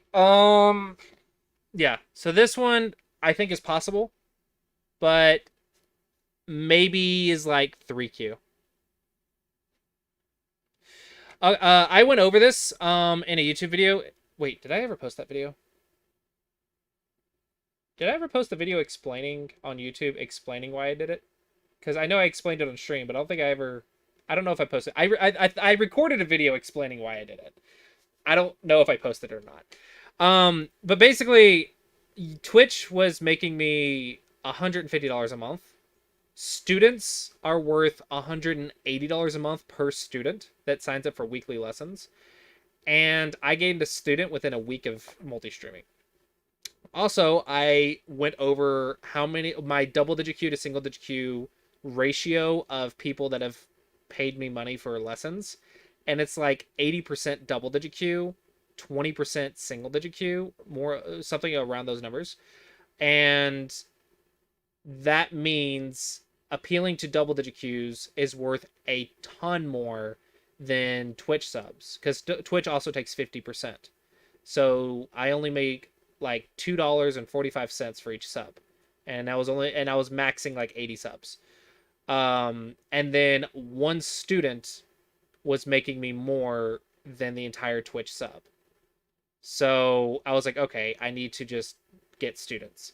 But then my entire Twitch chat was like 80% single digit Q, 10% Dawn, and 10% double digit Q. So I'm like, well, not quite the target audience that I was hoping for. And on YouTube, I have a 60 or 70% double digit Q viewership. So it made sense with those numbers to stream on to YouTube and do more for YouTube. I know! I made you guys too strong! I made you guys too strong. I'm well aware, because there's a lot of usernames that are single digit Q now that were double digit Q. So it's not just reach double digit Q, it's also reach Go players that are learning the game. Because people that like watch me long enough will get to single digit Q. Yeah, the single digit Q audience is really great because you guys are very loyal, you come back, you watch a lot of content. The problem is, and this is I'm not pointing anyone out, the problem is you're satisfied with, a lot of people, not you specifically, but a lot of single digit Qs viewers are satisfied with what they get and don't pay for more or don't financially support. So I'm fine with helping single digit Qs. That's not a problem, but I also need to make sales. So that's why I need to like target double digit Qs more than single digit Qs. You guys are really great people and I love helping you out, but it's not a great business. If that makes sense. Yeah, so I am trying to do things to make more sales, but I also need to make sales. Like I've mentioned this many times. I have two priorities. Priority number one Priority number one is I want to help as many Go players as I can. Priority number two, I want to help all of you improve. Priority number two, though, is I need to make a living and I need to make growth. Yeah, I agree. The sale, there's the $5 tier, which is pretty much something everyone can afford, if they want to. There's the $5 tier. Then there's the medium tier, which is $25 to $30 something. That's the range according to all my surveys and research. So I was trying to figure out what to do for the $25 tier. And then I think there's the $50 plus, which is 1 to 4 lessons a month. Um, that's the expensive tier. That's like 10% of the market is you want to make something that 10% of the market can afford. Like that's your most expensive tier. And I think with this new model, I think I'm reaching all three of those levels. There's three levels: small, everyone; medium, some, most, but some; and then the high, which only very few can afford, but it's really big sales. Um, so I don't think it's the ratio. I think it's part of the issue is the market, but it's not only the market. Like you can make a living in the Go world. I think my bigger issue is my business skills. I think my teaching skills is really good, but my marketing and my business skills I think are actually really bad. I know more than the average person. That's absolutely true because most people don't run their own businesses. So I definitely know more than the average person. But if you were to say that I work in marketing, you would be shocked at the lack of marketing knowledge that I have, even though I'm running my own business. But the problem is I can't afford professionals. But the reason I can't afford professionals is because I'm not making sales. If I made the sales, I can afford the professionals to make the sales. Yeah. Um, so I think it's a lack of capital to afford professionals that actually have studied this to a good extent. I've studied it to a minimum extent, but I don't know enough to like be confident in it. But I because of that I don't make as much as I could be making. But because I don't make as much as I could be making, I can't afford the professionals. It's a vicious cycle. Um, I have tried making small investments here and there to try to improve on that, but it's easier said than done. Ideally, I would hire someone to work like full time on just my marketing. Like I would need like $1,000 a month on just to pay for the marketing. Um, I agree, distracted. I was actually thinking YouTube Shorts of clips of my streams and then also sharing those on social media. I think would be really good, but the problem is that is very time consuming. That is like if you guys want to help and you do clips, that is great. That would actually give me a lot of content to share. That's free content that you guys can help with. But no, people don't really clip in the Go community. I cannot afford help. I just had to. I was hiring someone to help me with some YouTube stuff, and I had to let them go because I can't afford it. I'm not. I don't make enough to afford to hire people. All right. So back to this.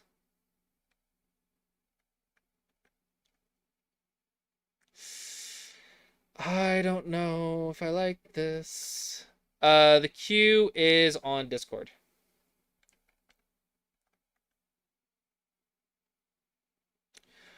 What about here?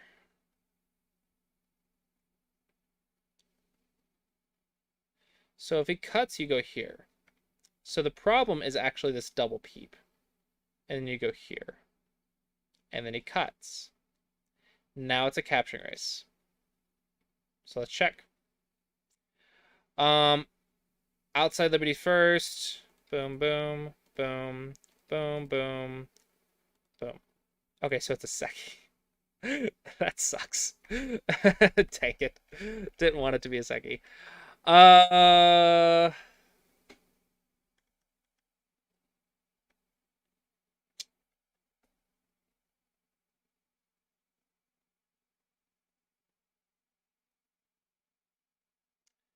This might work because of this.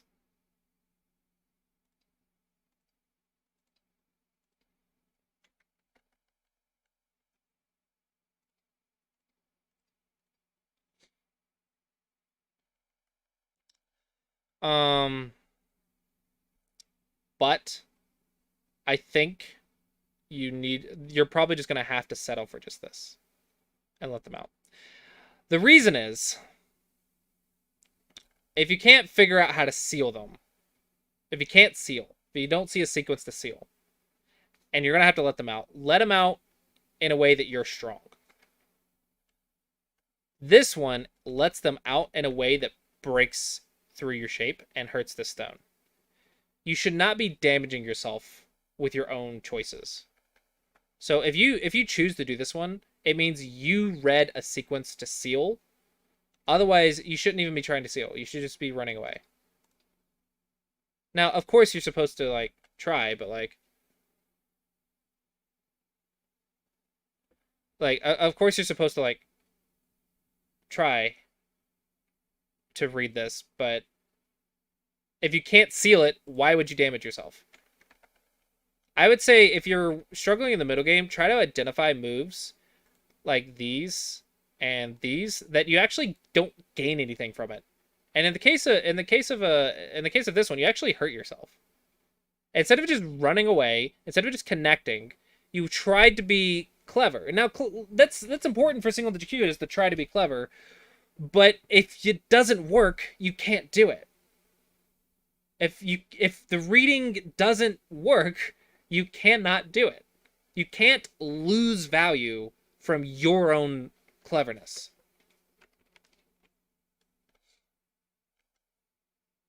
And this one just doesn't make sense.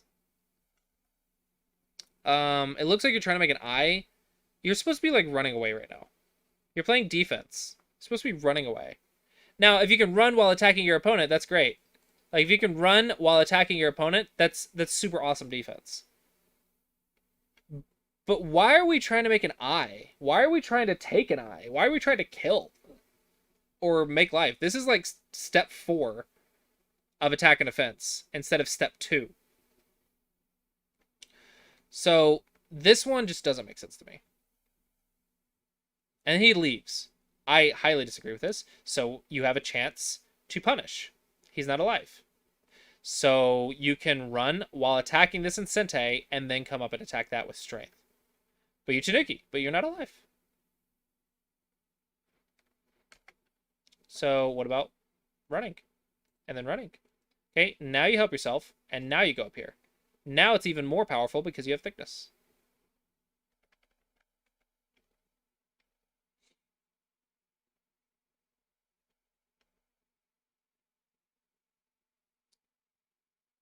Look at these stones. Locally, they look normal, but globally, look how they're affecting this.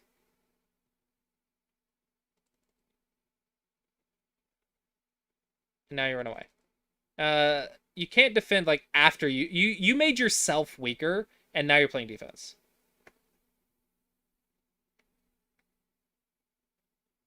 You made yourself weaker, and then you had to come back and play defense. And also, you're not using your opponent's weakness to survive. This move makes no sense. Like, I think you're trying to make an eye, but table shape does that better, and you should be running away right now. You're still at step 2.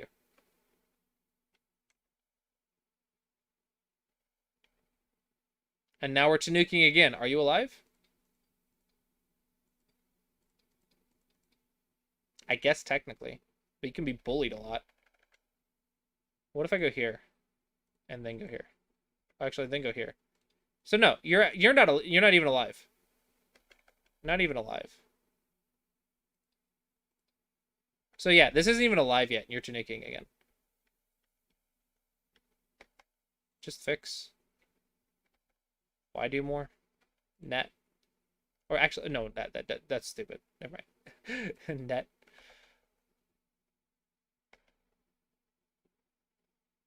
I want to go like here now.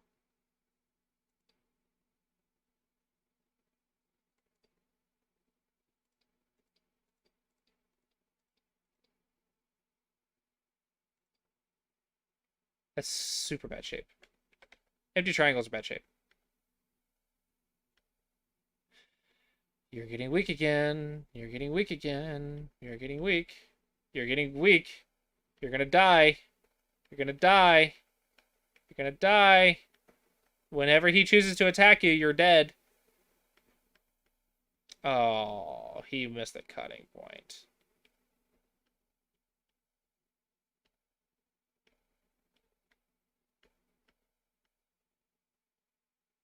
It didn't matter. It looks like you're still dead. But actually, are you dead? Yeah, you're dead. You are dead. Dead, dead, dead. Why? Because you ignored a weak group. Okay, so I would say the most important thing for you to work on first.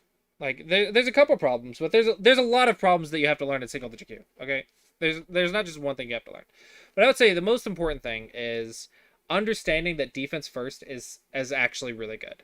Because if you find yourself with too many problems to handle in the late game, if you find yourself dying or your groups are just dying, you can't cut because things are too weak, that's because you neglected defense for too long. Okay, that's because you didn't play defense. So you need to be able to play the rest of the game with strength. Now, the first thing you can do to fix this is start playing defense first. Okay, it is good. It is valuable. Here's the trick, though.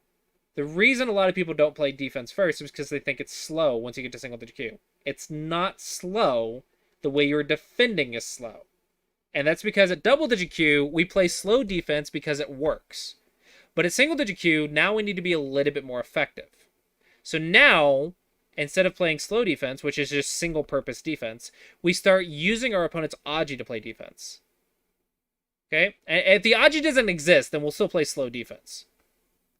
But most of the time, the first thing we're looking for defense at single digit Q is, can I use my opponent's Aji to survive in Sente? Can I use my opponent's Aji to just fix this in one move? Can I use my opponent's Aji to escape one line further? Or one line faster? Can I do my job of defense first better using the Aji? Defense first. That is what you got to learn. Because this group, this A group, was super, super weak. But it had actually very easy defense. You could have defended it just by attacking B. And it was fine.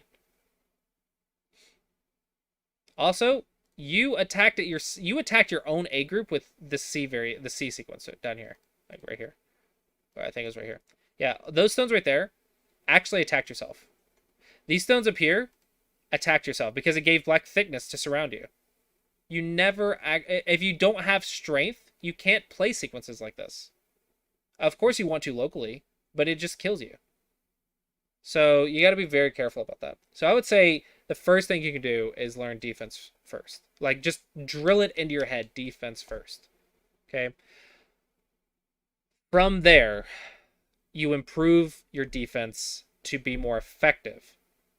And then you can start working on really effective offense and big moves and being really clever with your sequences.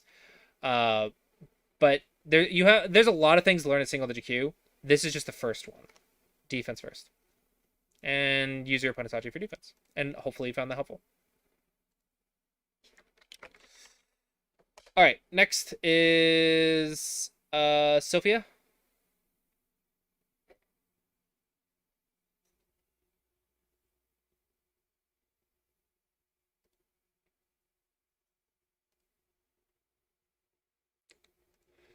All right, let me get some water real quick. So I'm gonna take a short break, and I'll be right back.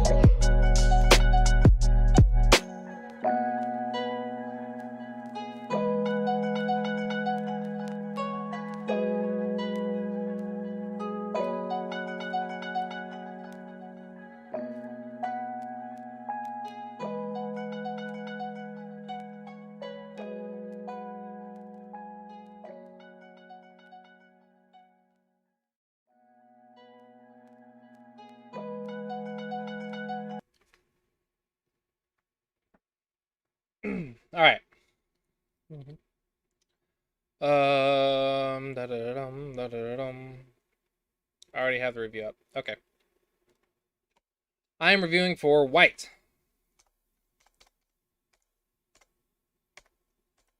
Oh my gosh, Mirago again.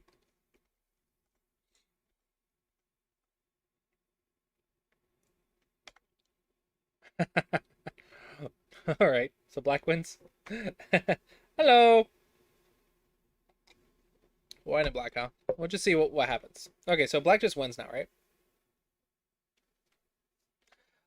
Probably you should get like one more exchange and then just go here. But I guess maybe no. Maybe you're inviting your opponent in. Like maybe you're inviting a fight. That could be reasonable.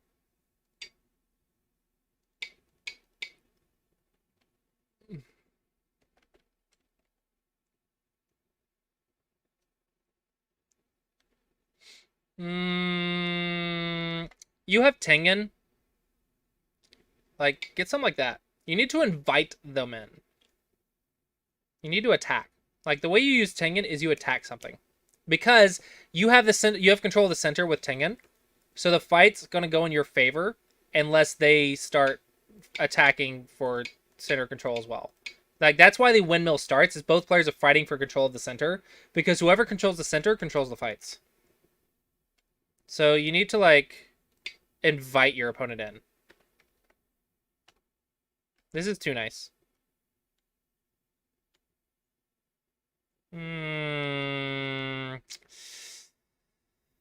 Making our opponent really solid. I guess it's okay.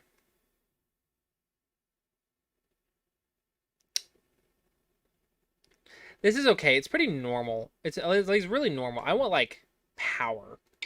Like boom. I want like big power. It's kind of like kind of normal. But okay. Not bad. Mhm. I can agree with this. I can dig this. I can dig this. Maybe just go down. I need eye space. That's getting greedy. Technically speaking, going for the kill on this is a good way to let it live. I am. Oh yeah. The problem is white is just playing Mirago. So, okay. Maybe this is too normal. I think black's winning at this point.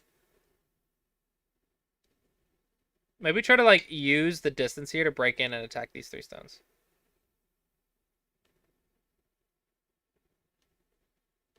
You gotta fight for this control center. So maybe like use the Aji here and see if you can like find a way to get in without getting attacked too harshly. The longer you wait to get into this area, the harder it's gonna be. So yeah, this is actually very dangerous.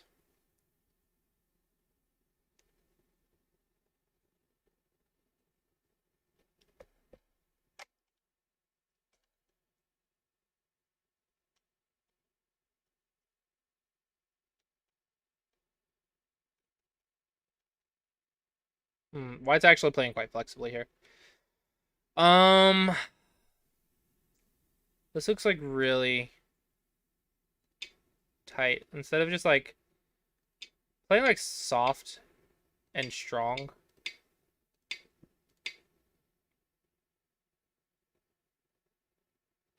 Surround with strength. The more touching and greedy you get, the more forcing moves white has.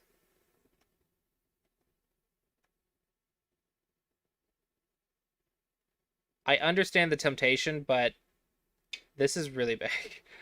So be careful about your timing for going over there.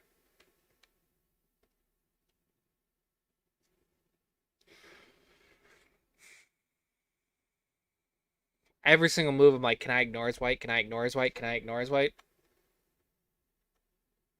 No, you have to punish. White ignored you. You have to punish.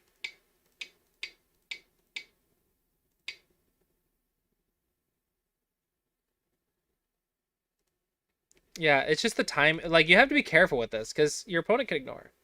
I'm trying to like give tips for both. So why can ignore if you give your opponent a chance to ignore, you have to think, what will I do if they ignore? Because technically, you're supposed to be fighting here. So this is very complex. You're trying to kill. This is very complex.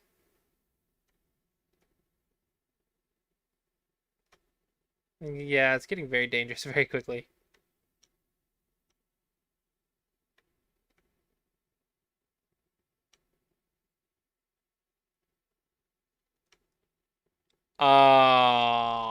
What? What? Okay, what would I do as white here? Yeah, probably the same thing. I would be trying to use this Aji to cut through black. Yeah, and I would look for every chance to ignore. Um, I'm fine with creating Aji, but I'm not so fine with creating another weak group.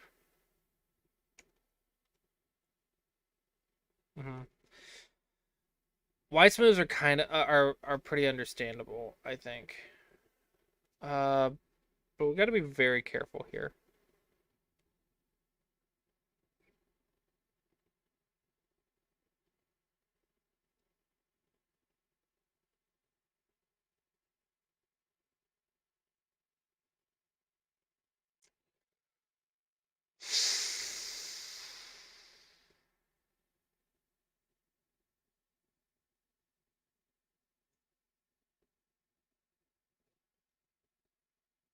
Here, here, here.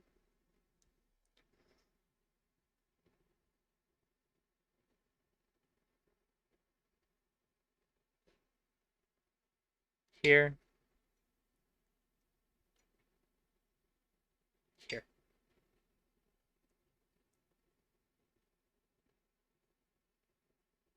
That's probably the best.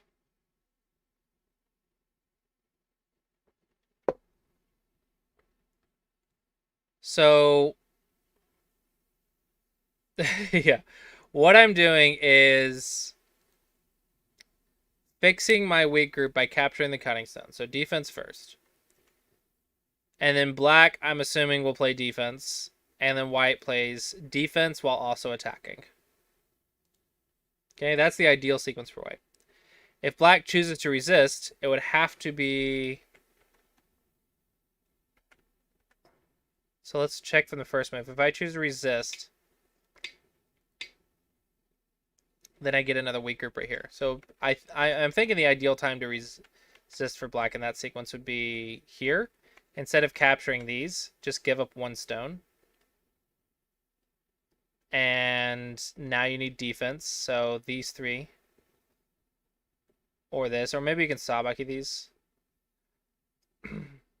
Either way, try to help yourself somehow while attacking white. So watch your cuts, watch your escape routes. You help yourself by utilizing white's weakness. So maybe here or here, but that has that. And these stones are now dead. Yeah, I think this is the point for white. This one, now we start investing more on these three when we already had a weak group. Now we have two weak groups.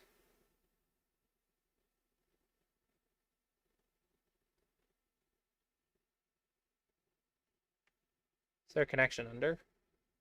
Down here?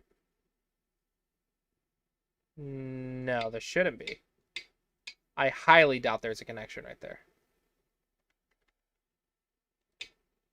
Like, I highly doubt there's a connection down there. Definitely something to consider though. If there is, that's really big. Like, it's really big. But I don't notice anything right offhand. This is big. White cuts through here. But what I'm worried about is while you're defending this one gets weaker and weaker. And if you don't see this vital point, then you have to do something like that. And then it's like, okay, who's actually getting attacked and who's not? Or maybe I just go here. Or no, maybe here, here, here. But then you survive, but I get to attack this. But it's really dangerous for black. Black messed up. Black got too greedy. There's too many black moves over here instead of on the fight. Like, we should have been on the fight. Like, double Hane, cut, something. We should have been, like, over here. Black got distracted on this left side, and white was able to cut through. That's why this section went bad. Tanuki feels very strange. But I don't know. No, I think Tanuki's strange. There's A is weak, B is weak, C is uncertain, D is probably alive in Miai. I don't think D, like, I can't really attack D. Maybe I can. What if I go right here?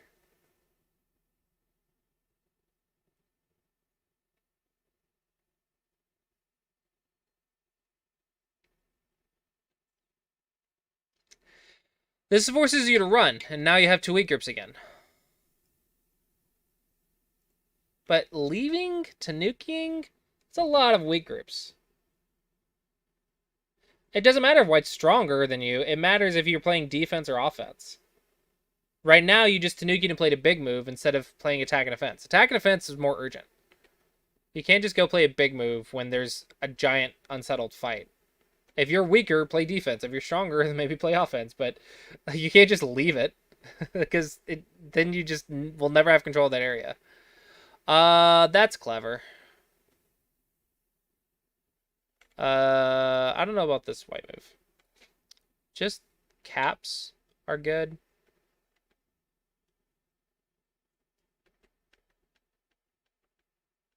Yeah, it's very clever. A little bit unnecessary because you actually lost a lot of Konohaji, but I don't know, maybe it's clever. But yeah, Tanukiing weak groups is not good. A little bit slow, but fixes your problems up there. So if you counted, maybe it's good enough. Maybe this is all good enough.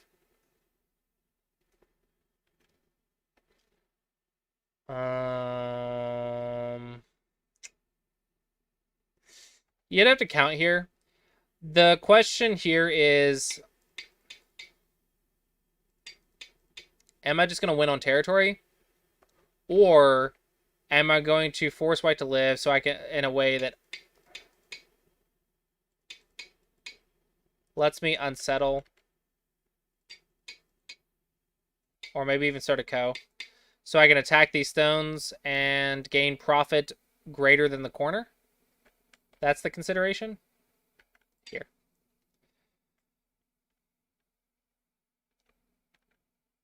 Alright, so it lives. What? What? Why now? I thought we were done with this. White's alive now. Why is this relevant now? Now it's the top side. Now it's unsettle so you can make some profit. Some last minute profit.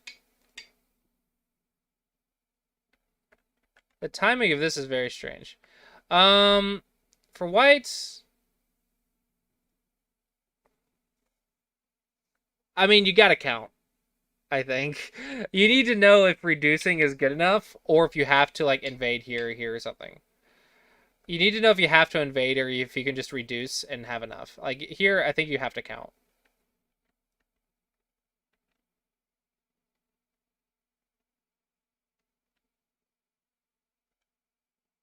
That's cuttable.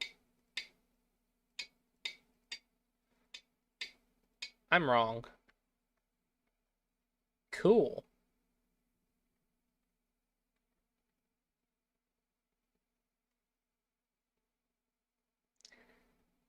That can't work, right?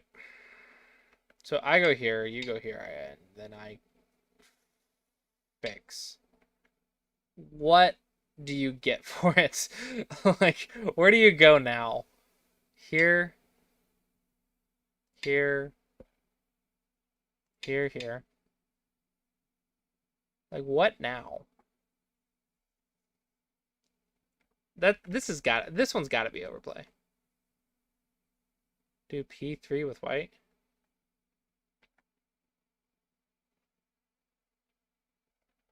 Here? Here.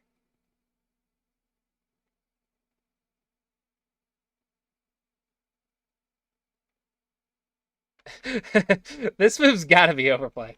But black's been, I think, scared enough that you got away with it. That's a lot of cutting points. That's a lot of cutting points. That's a lot of cutting points. That's a lot of cutting points. Oh, yep. That's a lot of cutting points. Um, I would be counting and trying to decide what the best Yosei options are. What is this move? Are we trying to attack, but you're worried about like this? In that case, you go here first, and you can still do it.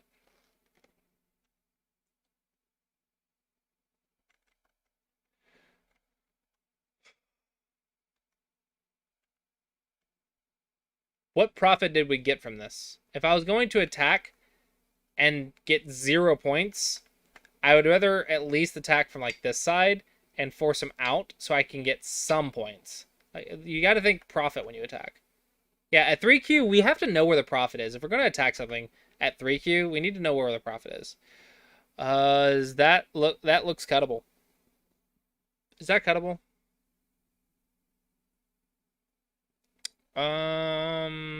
Here, here, here. Maybe.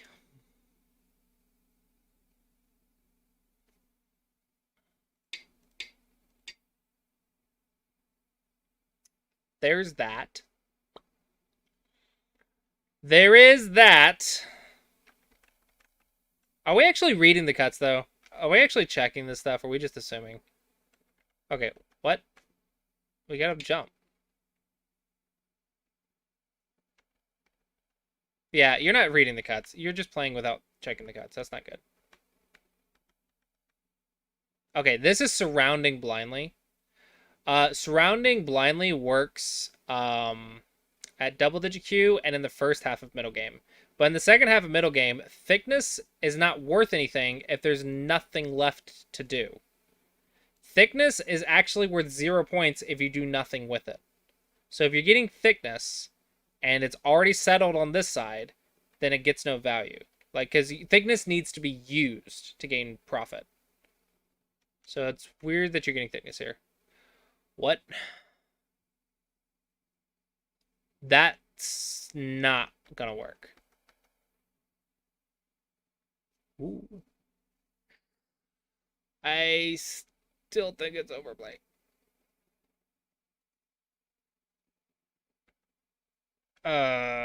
Just fix. Um,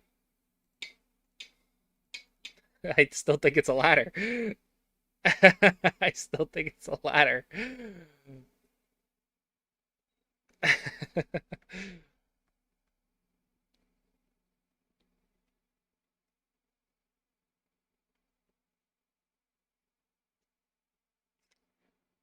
Yeah, reading.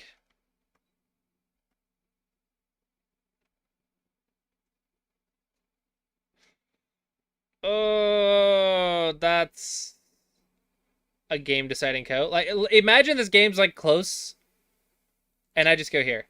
Wait, no, no, no, that's stupid. That's not a code. That's not a code. That's not a code. That's a code. That's the code. That's the code. Yeah, yeah, yeah. This is an annoying code for white.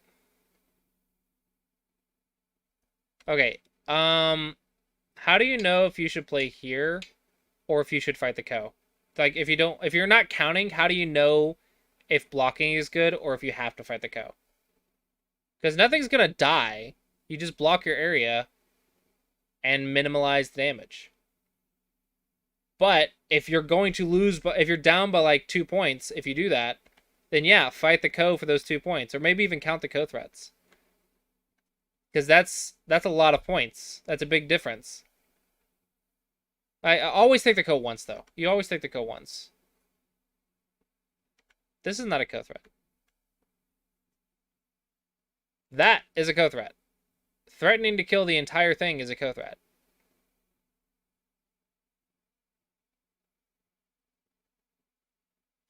Yeah, this is not a Ko threat.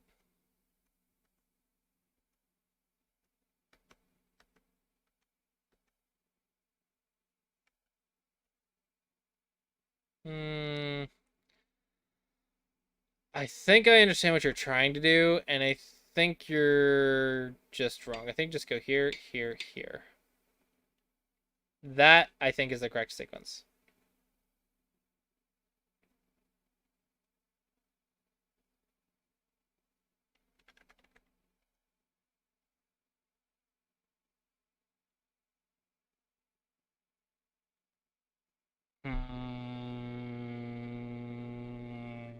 Maybe it's okay. He's trying to get more points. He's trying to play good USA. Is that okay? Do. Yeah, it's fine. Good, good, good. Nope. Fix. Fix. This is co-threats.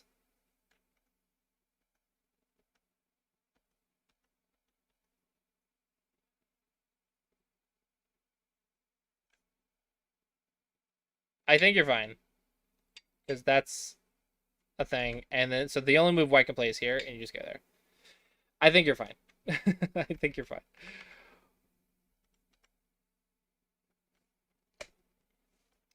All right, so the rest is USA.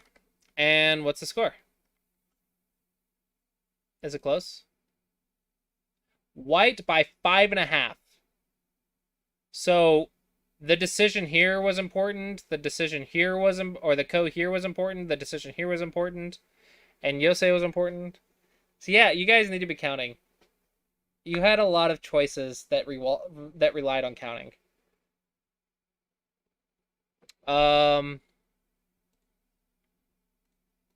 Counting, counting. And then looks like for white, just improve your counting.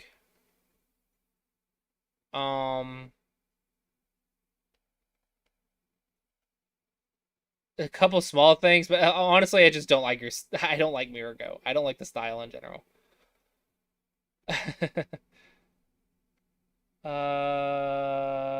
Oops, oops, oops, oops, oops, oops. That is 4 p.m. I have the wrong schedule. But thank you. The lesson's at 4 p.m.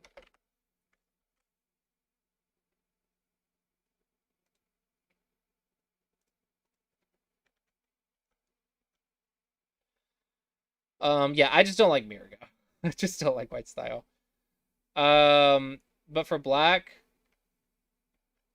for white, I think if you do this, you need to break this sooner. You need to like break this combination because you got to realize Mirror Go is technically bad. So the way it's good is when they do this Tengen stuff and they get control, you need to break that control. So you need to like be attaching. You need to fight for control of the center. Oh, thank you for the sub on YouTube. To get the support to join the supporter reviews, just join on Discord.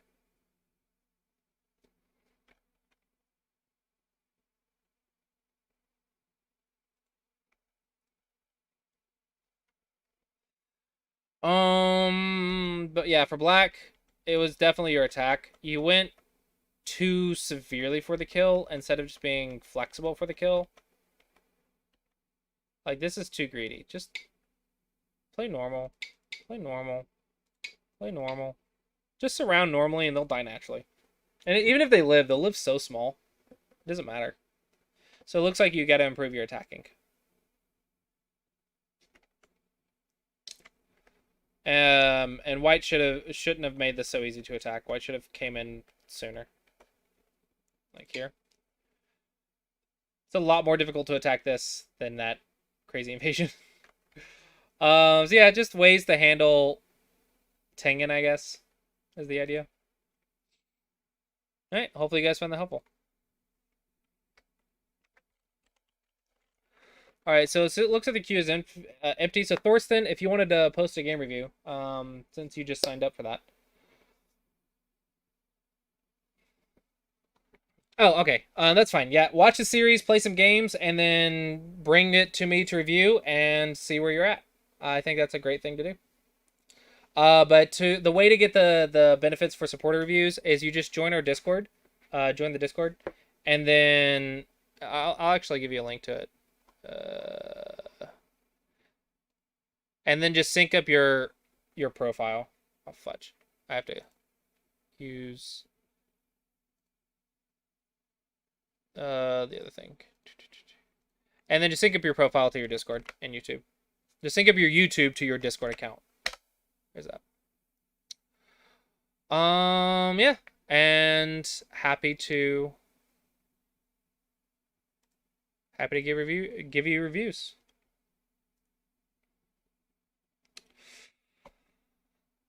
All right, so it seems like the queue is empty, so I can do some Q&As.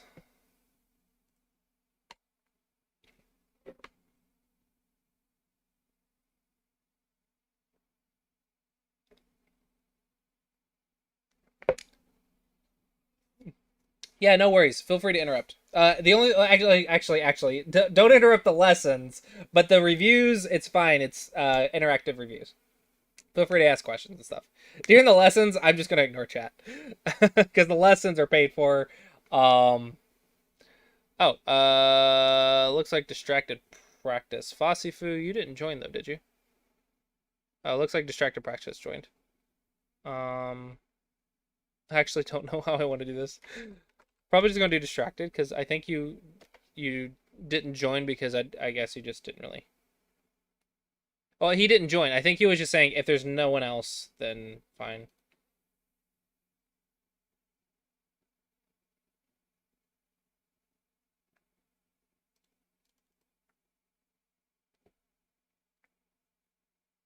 Distracted, you were up. You were up, distracted. Yeah, that's what I was figuring, but I also didn't like want to ignore your game review. And I was like, well, I've just thought myself into a loop, and now I'm stuck. Review started. All right, 15Q to 10Q. All right, so Classy Approach series, right? 15Q.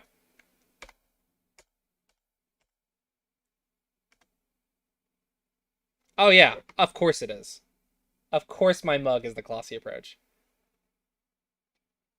I also have a Classy logo t-shirt that I love wearing. It's like my favorite shirt right now. I have another one. It's dirty right now, but I have another one. This is the old design where it has the questions on it. This is the old design. Unfortunately, the website's outdated, so this is this is no longer available. But this was the old design. My mom actually designed this one. She took my questions for my approach and actually made the design and printed me a cup and gave it to me.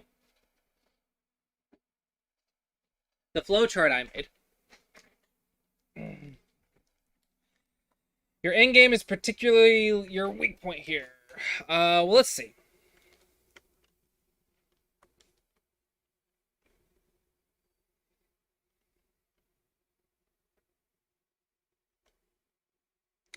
So this is good. Yeah, I like the old design, but I also like the new design. I like both. I mean, I like both designs. I think they're both good. Because the flow chart makes more logical sense, but that one maybe looks a little bit better. Okay, first not good move. So you are outnumbered in this corner, so you need a base. Make your base. Because you have a low zone here, you could also potentially slide. They make their base, and then you go up. So third line goes to the fourth line, and then goes back down to the third line. And they try to do that, you just kick. And that's plenty of space to survive. But if you're unsure, just make a base. It's fine. Now, if I'm going to Tanuki, I understand an extension from a Shamari is very large, but this is very flat. The reason is you have support right here, so you should have gone high. Third line goes up to the fourth line and back down to the third line. If you didn't have support, then low makes more sense. But you have support, so go high. Also, the 3/3 is kind of big, so, but it's fine. This is just a little bit flat, and you ignored a weak group. Okay, run is good. Uh, this is more important. This is good locally on the inside, but you get surrounded immediately. Hello, Ziad. This is more... Not getting surrounded is more important than eye space. Unless it's efficient eye space. That's why base, run, eye space, vital point. So this is more important. You are not alive. You are not alive right here. You do not have one stone jumps two. You do not have... Like, if you just draw a line down... If you just draw a line down, you have one eye at best. You have two in a row. One eye at best. Okay, this is definitely not alive, so you are ignoring a weak group.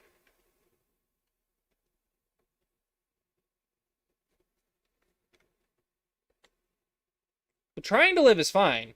It's Tanukiing a weak group that's the problem. The Tanuki is not trying to live. That's trying to get big moves. Okay, that's all fine. This is definitely the biggest problem so far, is you're ignoring a weak group. Now, if we're playing and we're saying that black is alive, then we want the largest framework. It's either blacks or whites. I think whites is bigger. Yeah, I think whites is bigger. So, line of influence, we can reduce with a shoulder hit or cap. We can invade by approaching a fourth line stone. Those are our 15Q invasions. So, something on this influence I think is bigger. Yeah, just block and Hane. It's good. This is fine. Boom, boom. I like this. You attacked white in your area, you didn't back down, and you picked a good fight. I like this. I don't like this. I like this.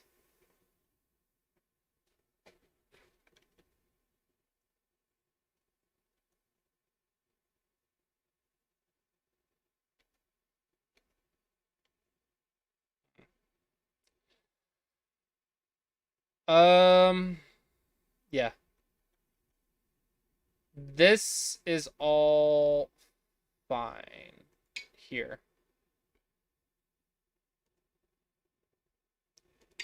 He can escape, but you also have kind of... So if you wanted to be Sente, boom, boom, boom, boom, boom.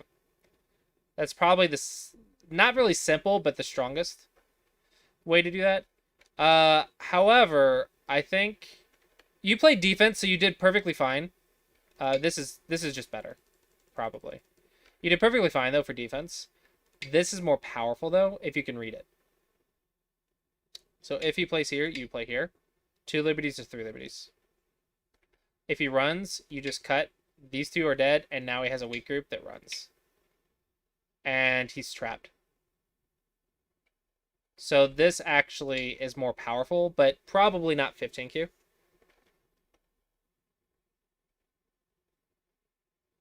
Yeah, I don't like this move. It needs to be here or take. You need to fix the cut or just take. Don't try to do everything. It's not good. Just do something really well. Because this one I could still Hane and potentially break in. There's still like a co-threat right here. It's still a threat right here. It does neither one. Fix the cut so that way you can block. Or just take the stones for no threats. Don't care. All right, now we're back up here. Yeah, I still think this is your biggest mistake. This is your big moves and your attack right here was very nice, but this is definitely your biggest mistake. You didn't play defense. That's not good. Invasion-wise, it's a good spot, but invading next to a not alive group is a good way to die. Yep. This is a good way to die. Okay, so the problem isn't your invasion. The problem is you're Tanuking the weak group. That's the biggest problem I'm seeing in this game. So I would just say don't Tanuki weak groups. The rest of your game looks good from what I'm seeing in this game. So don't Tanuki weak groups is the biggest lesson. But you said you also had a question about endgame. So endgame probably started right here. At this point, you've blocked off the last open section. So it looks like endgame starts here. Don't be fancy. Don't be fancy. Just block. Okay, and then second line Yosei, first line Yosei. Second line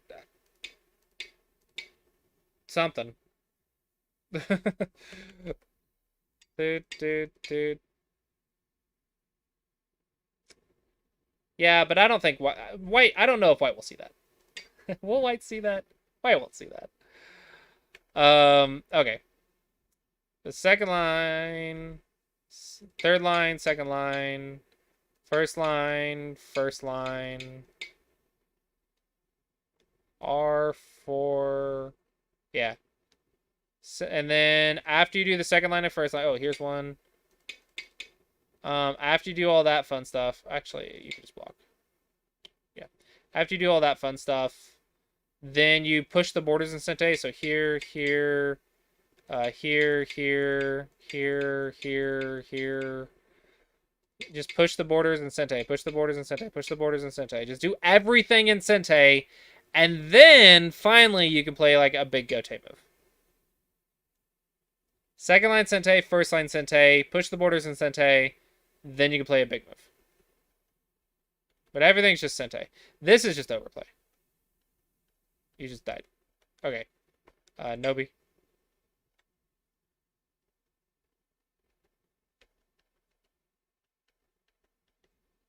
Okay, you have Sente now. Yeah, this is a big move, because 2 stones is not a group. It's a big move. You need to play Sente Yosei. Oh, this is so much bigger. Those 2 stones are not nearly as big as Bliss Area. Like, he fixes, and you break in. It's so much bigger. This is so much bigger. Plus, he has to still save these. Yeah. Yeah, that's so much bigger. That is very small. 2 stones in an Atari shape like this. You capture 2, he captures 1. So you literally get 1 point.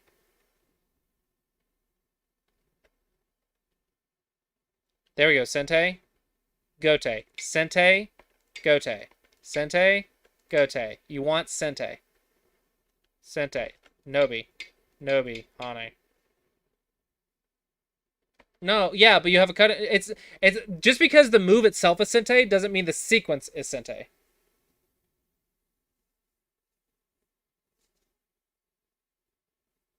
If you have to fix a cutting point, that's not Sente. You don't have to fix anything on this one. And it still threatens to cut him. Yeah, just because the move is Sente doesn't mean the sequence is Sente. The sequence has to be Sente.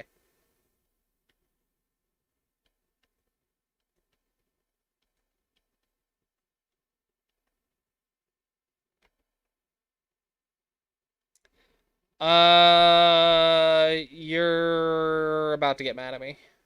Or maybe mad at yourself, I don't know. So, that's a bulky 5 right there. Life. You see the bulky 5 now? So, play the bulky 5. You guys here, you just make choice. Also, Atari, bulky 5, he dies. Life and death. Life and death. 2 life and death problems. More go problems.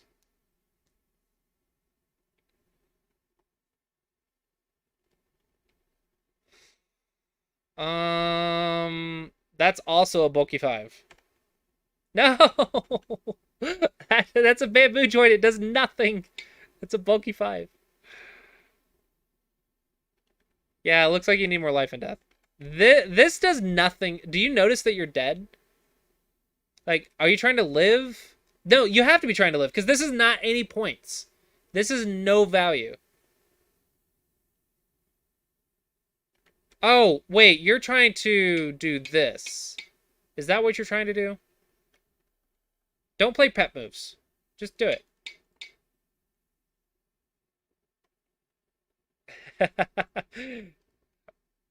Yeah, you need more life and death. Both of you found the Monkey 5. Who will die first? Who will die first? No! You gotta kill him! It's the Monkey 5! No! It actually might be a Ko or a Seki or something. No, it's not a Seki. It's gotta be like a Ko. Oh no! Oh no! No, no, no. This does not make an eye. This does make an eye. 100 Bulky 5 problems.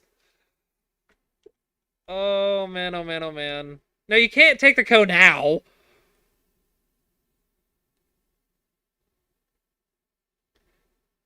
Like, he's alive now. A code doesn't make an eye. The code's so irrelevant now. Okay, the way to deal with this, so this one, if you keep walking, he'll just keep pushing. So the way you deal with it, if you can't block because the cut, is you jump, and then you can Hane and connect on a normal position. In this case, you just block like that. And if they go right here, you just block, and this cut's manageable. So the way you do it, if you can't block like this, you have to jump. And then it creates different types of different liberties. That's the way to deal with that shape. Yeah, otherwise they just keep walking. Cutting point. Cutting point. Red flag. No, it's a ladder. You're good. You're good. You're good. You're good. It's just a ladder. Boop, boop, boop. Haha, not quite a goose to Suji.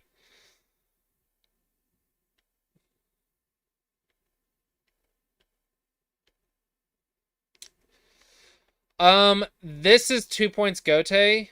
This is 2 points reverse Sente, which means Sente for your opponent. So if you're on a Gote move, and you're playing a big move, take the reverse Sente before the Gote. Before the double Gote. It's slightly more effective.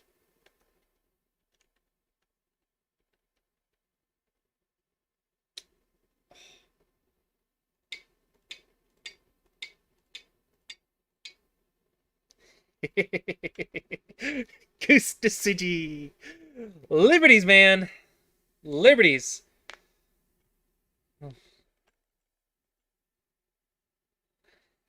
So he threads the cut. You tar the 2 stones, and he has to, like, give them up. Otherwise, Atari.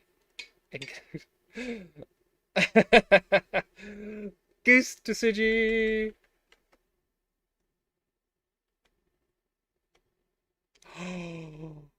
Not the empty triangle. Not the empty triangle. Oh no. Oh, Goose to Suji activates. Empty triangles, man. They're bad liberties. They are bad on liberties. Okay, so I gave you a couple tips on Yosei. Defense first, because your group literally died because you didn't play defense first. Also, your life and death needs work. But nice goose to Suji. Nice goose to Suji. It's like, quack, quack, mother flower. Psh! I don't know what sounds a goose makes. I don't know the English word for the sound that the goose makes.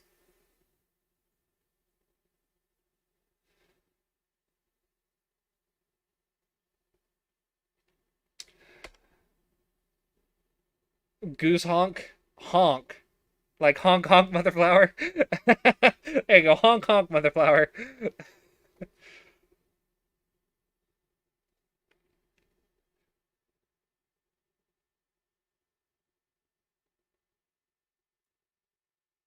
Alright, yeah. Interesting game. Hopefully you found that helpful. Alright, the queue is empty, so we have 30 minutes to the lesson, so Q&A.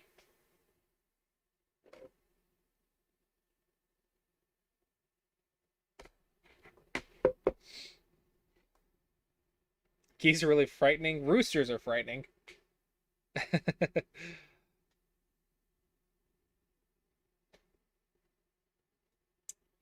Roosters are evil, man. What's really funny is my wife is like really terrified of roosters now. She thinks they're descended from dragons at this point. She had we used to have chickens and we had a rooster that would walk around like it kept escaping the pen and would walk around the yard. And she had to go to work and the rooster would chase her every single day. So she literally had to walk to the car.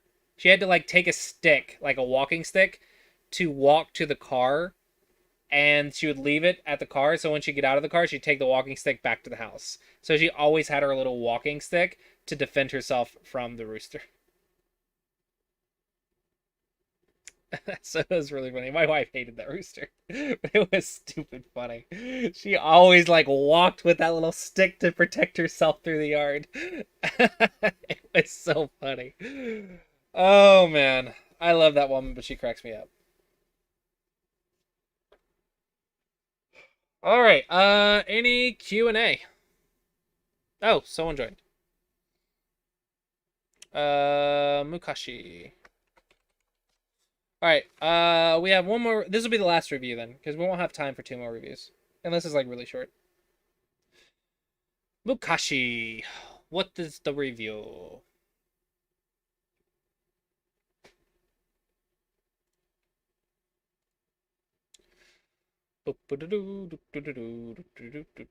Against Ho Ho Ho, Santa Claus's sound effect. All right, reviewing for white at a 7Q. How to reduce the right.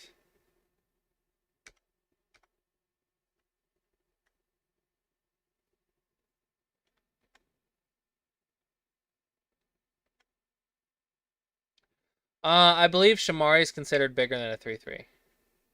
Just so you know. What? What?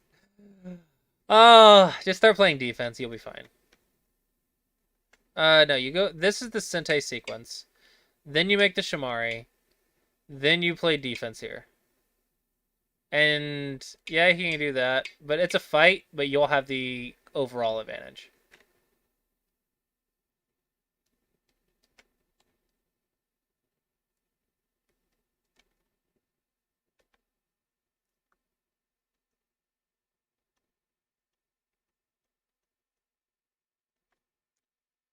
This is Sente, which also leads to potential life and death shape. Not quite, I think. This one's alive. Yeah, it's one line too many, but that's free. Then you got that, and then go here. And white should be up by a little bit.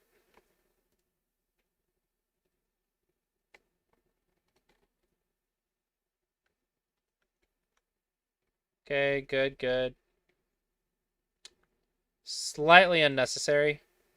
Because black can't... Because you're not defending points over here, so the cut doesn't really matter.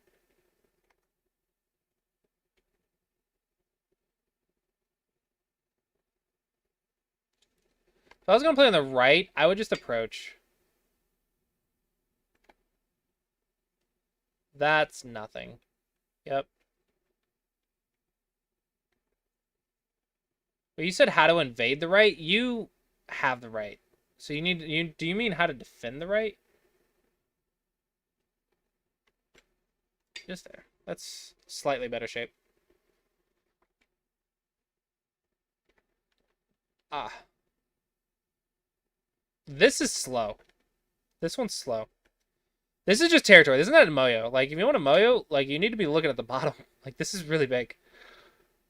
This is big. Like, this one's really big. Yeah, this is very small. He really's got to do that. Like, that center is getting big. Because if you go in from the bottom, he can't get anything. He can't build anything up if there's nothing there. If there's nothing there, there's nothing to build or to make bigger. So you kind of like make it nothing. Like if there's something, now you can reduce. Now there's something to push down. More or less, yeah. I mean, there's always exceptions, of course, but this is a very bad move because this just activated this cut, and then you ignored it. If you're gonna ignore, just ignore. Yeah, liberties and cuts are the most important thing. This is too small. You're just playing for territory. I don't think you know how Moyos work. I think you're not understanding Moyos. It's just largest framework. Who has the largest framework? The left side is the smallest framework. That's a horrible move.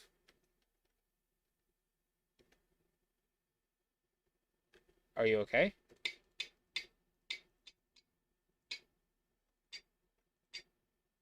Are you okay? Did you read all that? Are you good? I hope you read it. I hope you're reading your cutting points.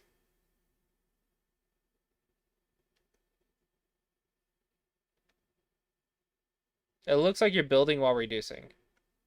The left side is not a Moyo. Just reduce on the line of influence or jump in. This is all Dame right now.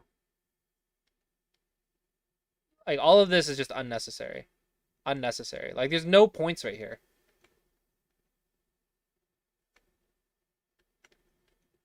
Yeah, I would say the biggest problem is you have like 20 or 30 moves that are not on the largest framework. So I understand wanting to play for territory, but you still got to play on the largest territory. So I think the problem is you're not playing on the largest framework. You're just playing a few points here, a few points there. And your opponent's not playing on the big one either. Oh, you were trying to reduce. No, the reduction, if you want the reduction, it's just on the line of influence. Where's the line? Okay? Where's that line? In other words, how deep can you push without getting surrounded? Okay, he goes, you just run away. He goes, you just run away. He goes, you run away. He cannot surround you. Just stay solid and run. Just watch your connections, run away. He can attack for profit. That's his right. But he cannot kill you.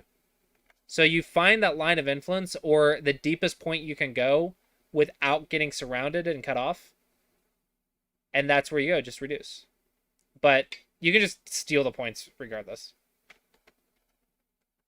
So yeah, the line is right here. This line is actually much more obvious than it usually is. It's actually a little bit more. It's usually a more difficult to find the line, but you just kept making points, and you never actually did anything about Black's influence. Like here, it looks like you're trying to reduce while build, but this is not a Moyo, so it doesn't make sense to build this.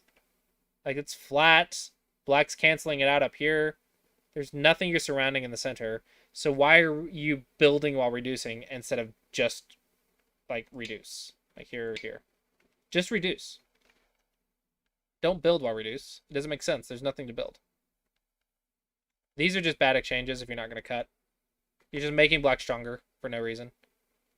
Don't push if you're not going to use it for something. Yeah, you're just giving Black strength. Yeah, compare this, where he gets this, to just playing right here. You can't kill it, and it's like literally 2 lines less than this.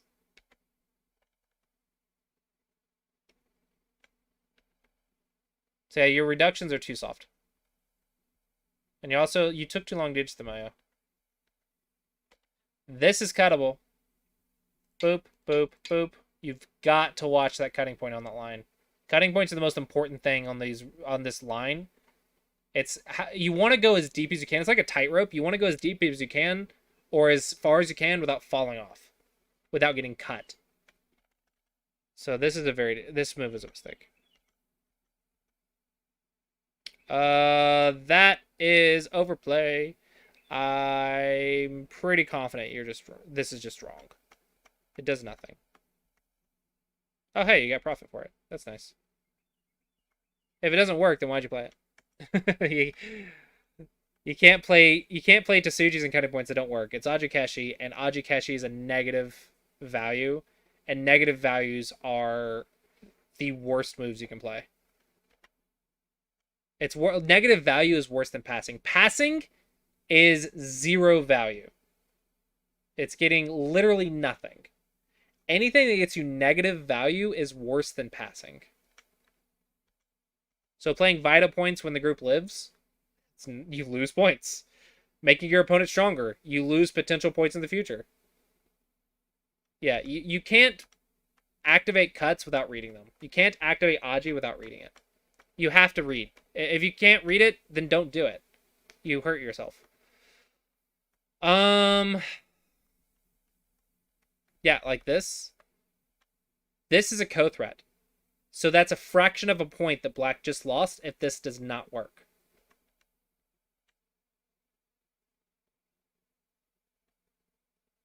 Now what? You have to kill it right here. Right, so black is literally losing co-threats right now.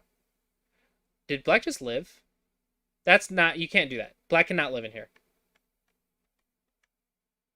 Oh, okay. You kill it. As long as you kill it. That's fine. As long as you kill it. Black cannot live in there. It's too bad. You gotta do more life and death if black lives in there. Okay. I would say... Just learn more about how to deal with the line of influence and the largest framework. You're very territorial. Like for example, this move. Like you don't gain anything. You gain like 2 points. It's already sealed.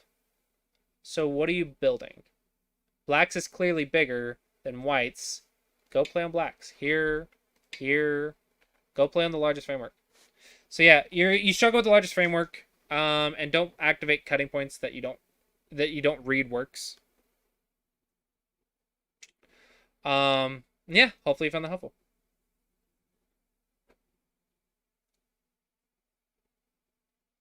All right.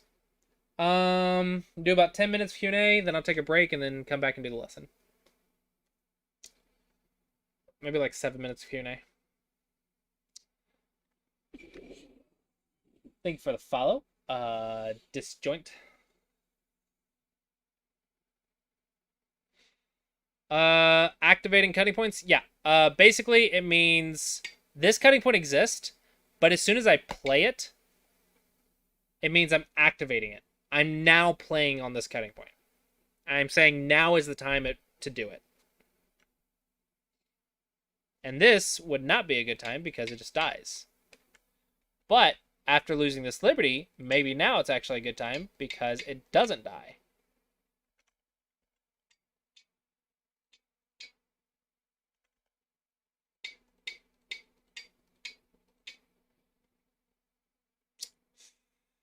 Dangerous. Dangerous.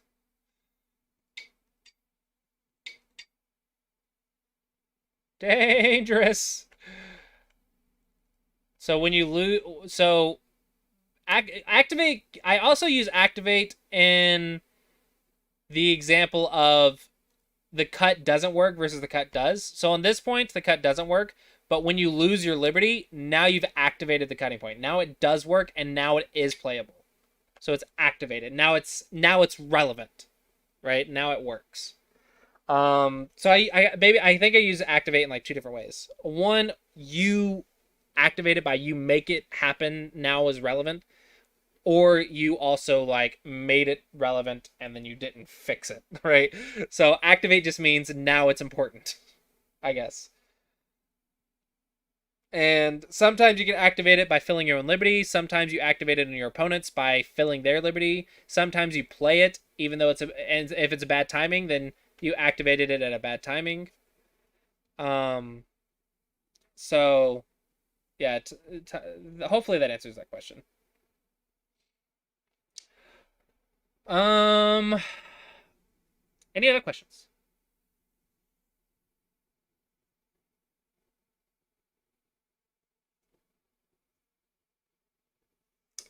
Any other questions? Any other questions? Q&A, Q&A. Anything I can help you guys with.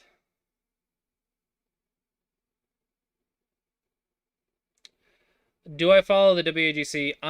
No, I knew it was happening, but I didn't follow it. I've been like really busy.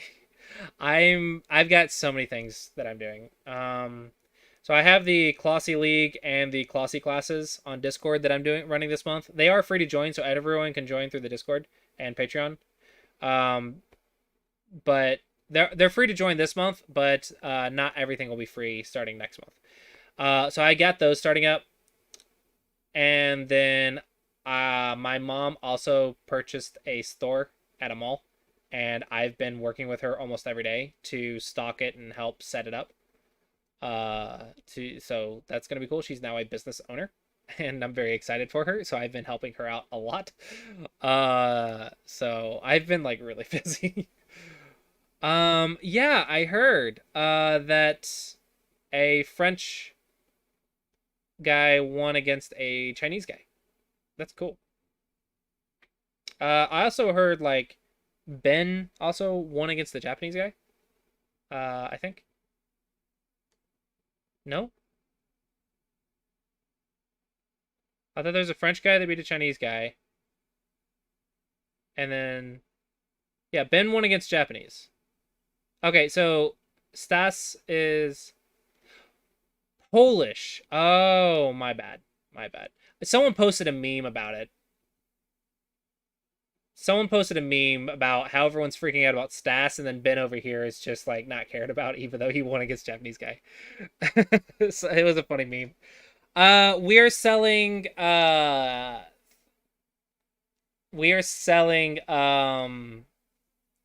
store return products. So things that get returned, like Amazon returns, but not it's not limited to Amazon returns, but mostly Amazon returns, and store returns and stuff like that. So basically, it's a overstock returns resale, I believe is the official name for it. Overstock return resales. Um, we got a lot of bins that are just going to be like $7 per item on the first day, $6 per item on the second day, and it goes down to the last day where everything's $1 in the bins. And then we have products on the shelf that are like still in their boxes and stuff. So in the bins you'd get like we have like a tackle box, air mattresses, bunch of little things like toys and chargers and phone cases, bunch of little things. All of that stuff goes from $7 to $1 an item. Then stuff that are still in the boxes, like air mattresses that are still in the boxes, heaters, microwaves, oven, like tiny, like countertop ovens. Are we got a lot of those coffee pots, coffee makers and stuff. All of that stuff is not going to be on the $7 or less, but it is going to be 50% off of what it's listed for on Amazon. So it's a huge discount store for returned items. They're pretty popular. It's a pretty popular business strategy in our area. So it's should be pretty doable. Yeah. I really hope she's successful with it. If I help her out, I'm actually hoping that I get a little bit as well. I'm like maybe she'll hire me or all this work that I'm doing. Maybe I'll get a little bit of work as well. Give me like a second job, or a second like side hustle, I guess. I don't really want another job, but I would like a little side hustle to help my mom out every now and then. Just a little extra money's nice.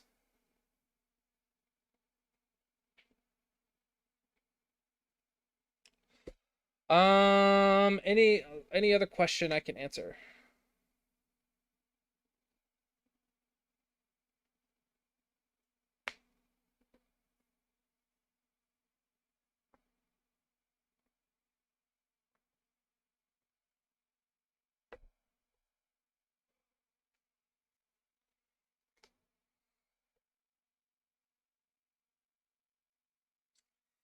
All right, doesn't look like there's any other questions, so I want to take like a 10-minute break. Then I'm gonna come back and we'll have the lesson, and that will be it for today. For those interested, check out Patreon, patreon.com/Clausius.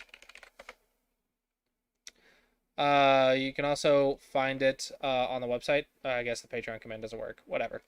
Patreon.com/Clausius if you guys want to support or check out lessons or classes or anything like that. Also join the Discord. The Discord, we have classes and leagues going that are free to join, so they're open for everyone right now. um, as we figure out the kinks and bugs and everything. And then starting next month, it will be for supporters only. But yeah, if you guys are interested in that. Oh no, the league will actually be open to everyone. It's just supporters can get reviews on stream. So you can do the supporter reviews on stream. And then of course I have prizes for the leagues. Like I'm offering some lessons in the leagues, and then like a $25 prizer for Dons, if we get enough Dons to join. Yeah, I have leagues, and then I have classes. The classes are the $25 tier and above starting next month, but this month it is free while we work it out and figure it out. So if you guys are interested in that, check out the Discord. But yeah, I'm going to take a break, and then I'll come back and do lesson and wrap it up there.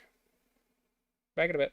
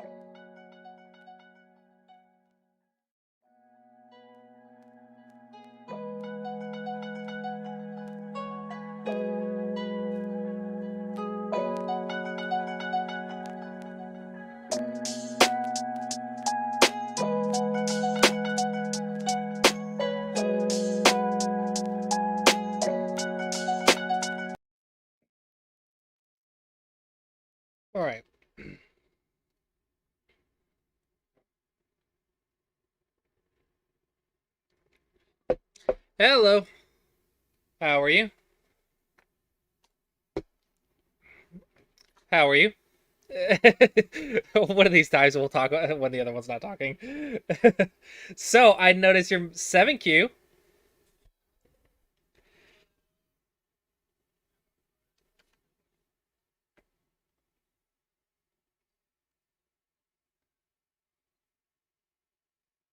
Hey, so I don't know if you've realized, but you have now made it 6 ranks this year.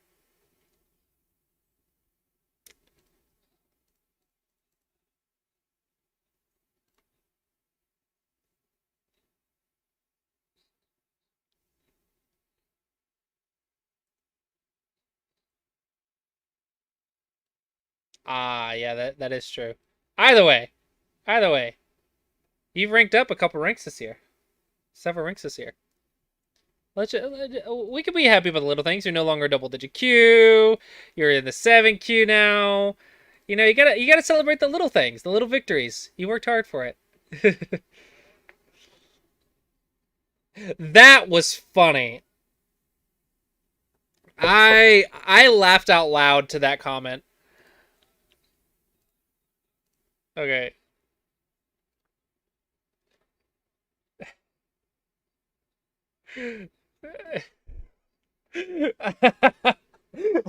That is one of the funniest things. So, for those who don't know, he has an AI board and he asked the AI for help, and it said even the AI can't help you. That's how bad the position was. I'm sorry, that was really funny. I don't know who translated that, but that is just amazing. That that was funny. That was a funny photo. All right. What games do we have to look at today?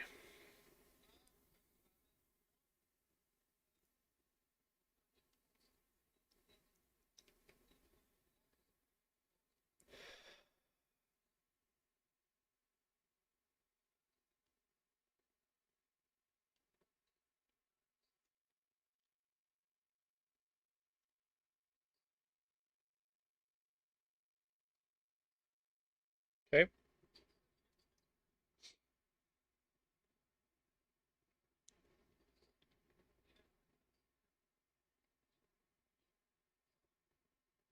Oh, he can't count. That's what it is.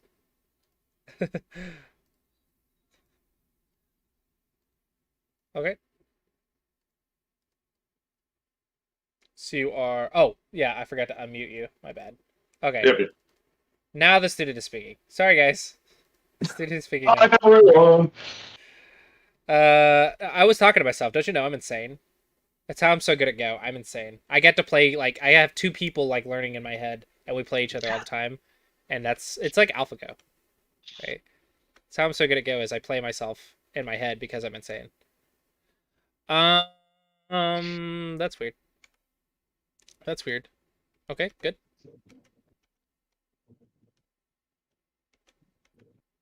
Let's just stay strong. Okay.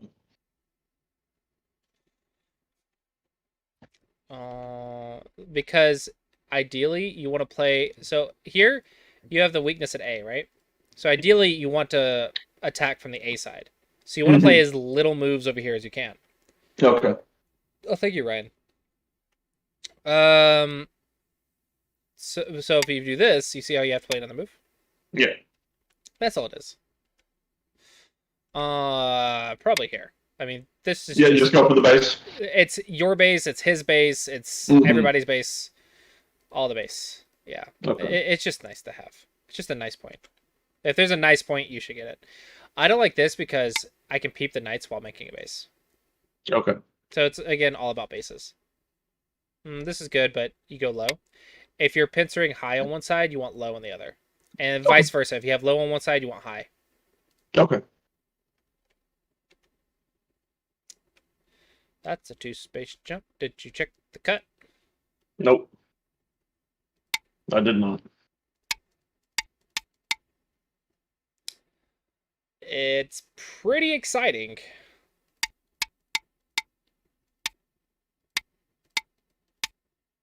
It's pretty exciting. There's a lot of Okay. interesting stuff there. Yeah, Okay. this is why you don't run with two space. Two space is more for Sabaki because Okay. it's playing light, but yeah. This is okay. Fourth line territory is pretty good, but again, I really want to attack with our weak group. Okay. Our group's not alive, right? It's not perfectly okay, especially with It- that. Yeah, no, I mean, I didn't read that out obviously, but I kind of looked at it. I thought it was okay. It still had options, so I thought It just does. don't kind It of does just have making options. sure. It does have options, but the question is, can he bully it? Hmm. Can he use that group to survive faster? Hmm.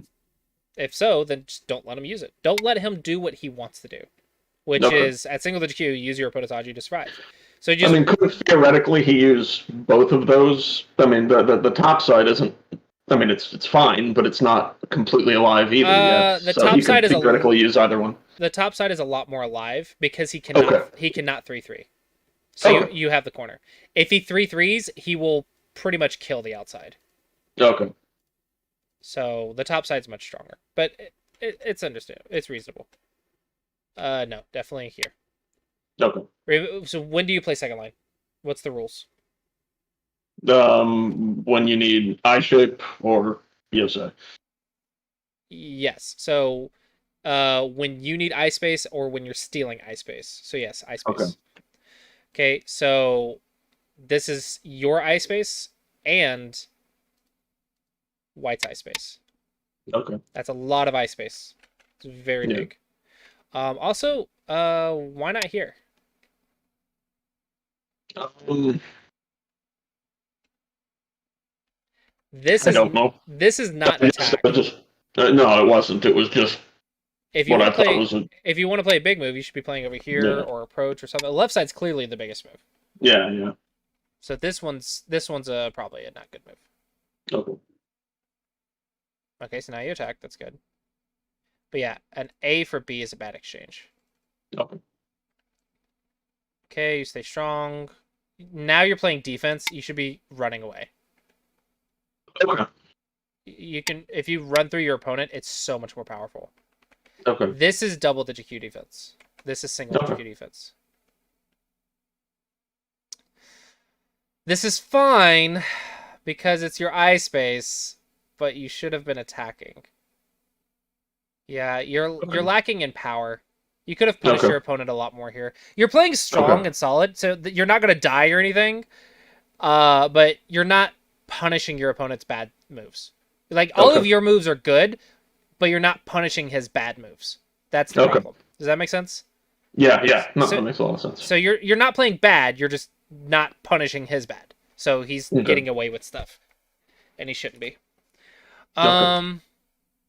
Why here? The left side felt really big, Yes, and it is. I wanted to start going into there, and it felt like if he played defensively, like my group on Okay. the top there felt really strong. So This is one line further okay. and a little bit easier. Okay. Also, an invasion might be more useful here because Okay. imagine. So what is good reductions? Reductions are pushing him down while building or giving you some control of the center, Yeah. right? So you get thickness. Now, Mhm. thickness needs to be used in one of three ways. It's to support something, it's to attack something, or it's to build something or reduce something. Yeah. Like it's either used to support an attack, to support the defense, or to support a big move. Okay. Yeah. The only thing in this area is an attack. Okay. So if this doesn't support the attack because you haven't been attacking this entire time, Mhm. then it's not going to get any value. Thickness is very powerful because it can do whatever you need it to do. Okay. But if you aren't going to do anything with it, it's actually dame. Okay. So the thickness here doesn't make sense because if you're going to attack, you should just attack. You're not going to support to be one line further if you just want a simple reduction. But I think with the way you've been playing this game so far, an invasion would be better. It would make more sense as a follow up. Okay. Yep, Knight's move. This is the move that you're wanting. Okay. It makes a Miai to connect either this way or to connect this way. Yeah, I think your Twitch stream went out, or at least went out for me. My Twitch, what? What? Well, I'm not seeing your Twitch stream up right now. Did anyone else see my Twitch stream up? It's back. This is just okay. Someone said it's back. That's weird. It buffered. Gotcha. Yeah, oh, there it is. All right, cool. All right. Okay. Yeah. So this move has Miai of A or B to connect. Okay. It's just the shape. If you don't know it, if you Yeah, know it, it's use it. If you don't, it's whatever. Had no clue. What is your goal with this move? What are you doing?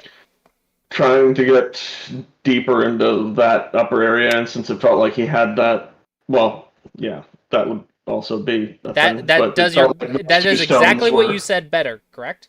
Yeah, It destroys some points. I guess I was just looking at those two stones right there and thinking I could use that. Okay, so just attach to it. Okay. Yeah. You could be a lot more powerful here. This is Okay. This is too soft. Okay.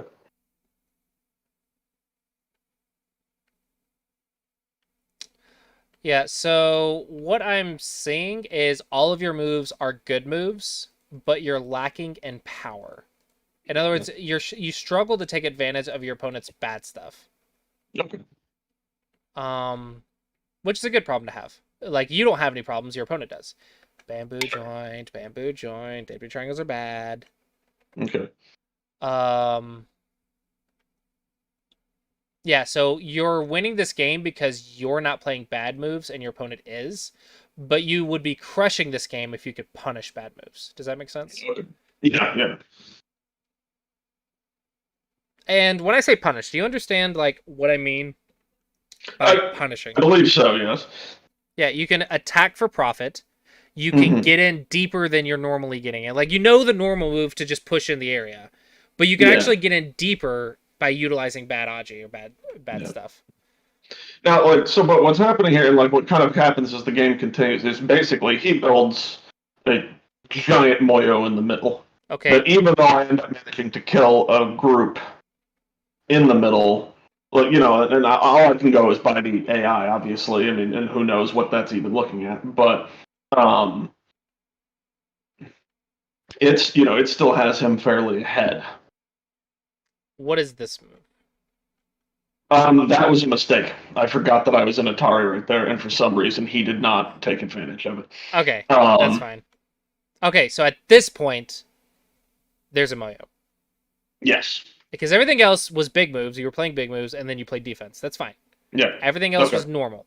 So at this point, you have Sente and no weakness. Now's the time to deal with the Moyo, according to basics. Do you deal with it? Okay, so you deal with it by activating this stone. Yes. That is very deep, but also very interesting because you're cutting off A. So you're saying, I'm going to attack A to deal with the center. Yes. Possible. But definitely not your strong suits, according to what I've seen so far. Because you didn't damage here and you didn't damage here very well. However, it's a very, very powerful idea. It's actually a better fighting spirit than what I saw on the right. I think you might be a little too deep, though. Because if I go here, it looks like white is stronger than black. Sure.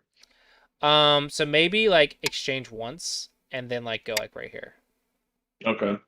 And then and say, if you let me in too much, I'll activate these stones. Yeah. So definitely a good idea, though. I think this move's a very nice spot, but he played poorly. Okay, he's going for the kill. So now you have to think: do I want to invest or do I want to Sabaki? That gets answered pretty quick. Yep.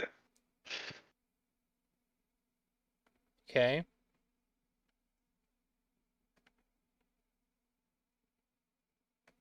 Cool. Nice. I actually love this move. This move may not be the best move, but it shows that you are very, very focused on what is important, which is you're saving yourself and killing the stones that are cutting you off. It shows focus. It shows consistency. So I really like this move. Maybe it's not the best move, but it's definitely consistent. I really like the consistency here. So I don't know what it is, but in the last couple lessons, something has clicked compared to what it was before. Okay. That's unnecessary. Just fix. Okay. Boom, boom. I was trying to read it, and maybe I was, just no, just you're fine. It's fine because okay. you can just fix. It's an unnecessary risk. It's fine. This should be the move. That's an empty triangle, bad Lodi.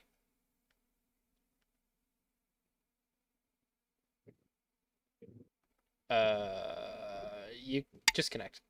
Just connect. It's fine. Yeah, because that I didn't want that to happen. Yeah. I think I want to say, and I'm pretty sure I actually read it out, and it worked okay. It does. Like you're fine. You kill the white. I'm just saying this kills white too without giving white the squeeze. Okay, gotcha. That's fine.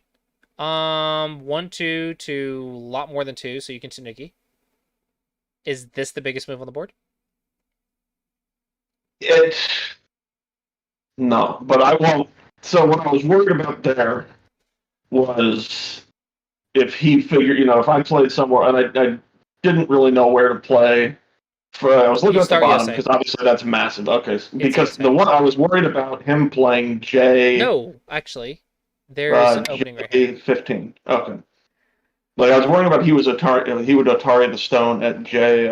Okay. What is it? 14? J14, and then just be able to kind of run into that area that I had there, and do where I felt like that was a fairly kind of where I was looking to get points from.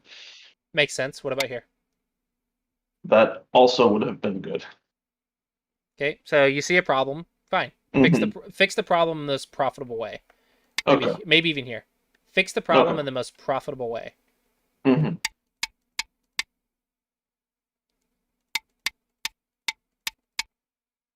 Okay. Yep.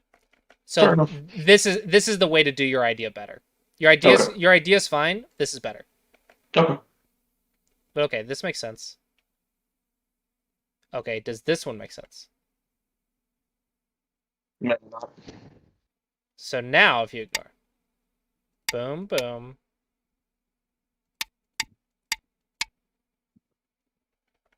Oh, actually, because if I ignore there, if you say he can go here. What? If you say go here. I was going to say. Oh, no, never mind. No, we're good. Yeah, so it's fixed. It's fixed on this turn, so you can now take Sente. This one's unnecessary. Okay. So I'm following your logic. I'm just trying to keep you consistent with your logic. Your logic is actually pretty decent. Maybe not perfect judgment because you can actually just give up the stone. Like anything else is bigger than that stone. If you play Yosei, that stone's not important. But so counting wise, that logic is a mistake. However, your follow-ups make sense for that logic. Your consistency is really good.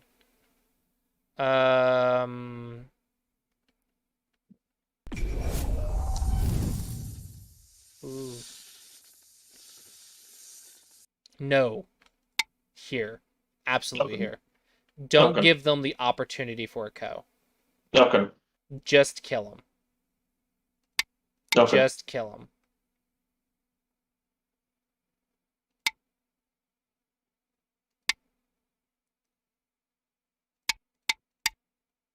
Just kill. Yeah, you gotta be those ko's are super scary.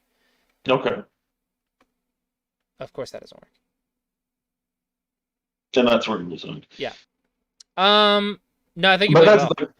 Okay, but I mean, then once again, I'm just going by the AI. But from what it's saying is, I'm still quite behind here. So you think just Yosei would have made up that difference? It was what, like a few points? Yeah, 6 points. Yeah, 6 or 7, I think. Okay, one Yosei mistake was worth 6 points at this level. Like one Yosei mistake is worth like 15 points. Okay. You want to find a 6-point move? That's a 15-point move at least. Okay. Right, so 6 points is nothing. Okay. Just play Yosei and you would have won. Okay.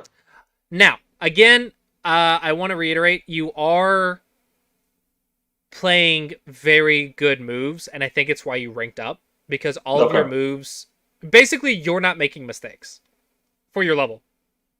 Sure. For a 9Q to 5Q, your moves are all good. The problem is you're not punishing overplay. Okay. And here's the problem with that. Overplay, if not punished, is worth more than good moves. Okay. Because they literally do more than the normal moves Hmm. if you don't punish them for overextending. Okay.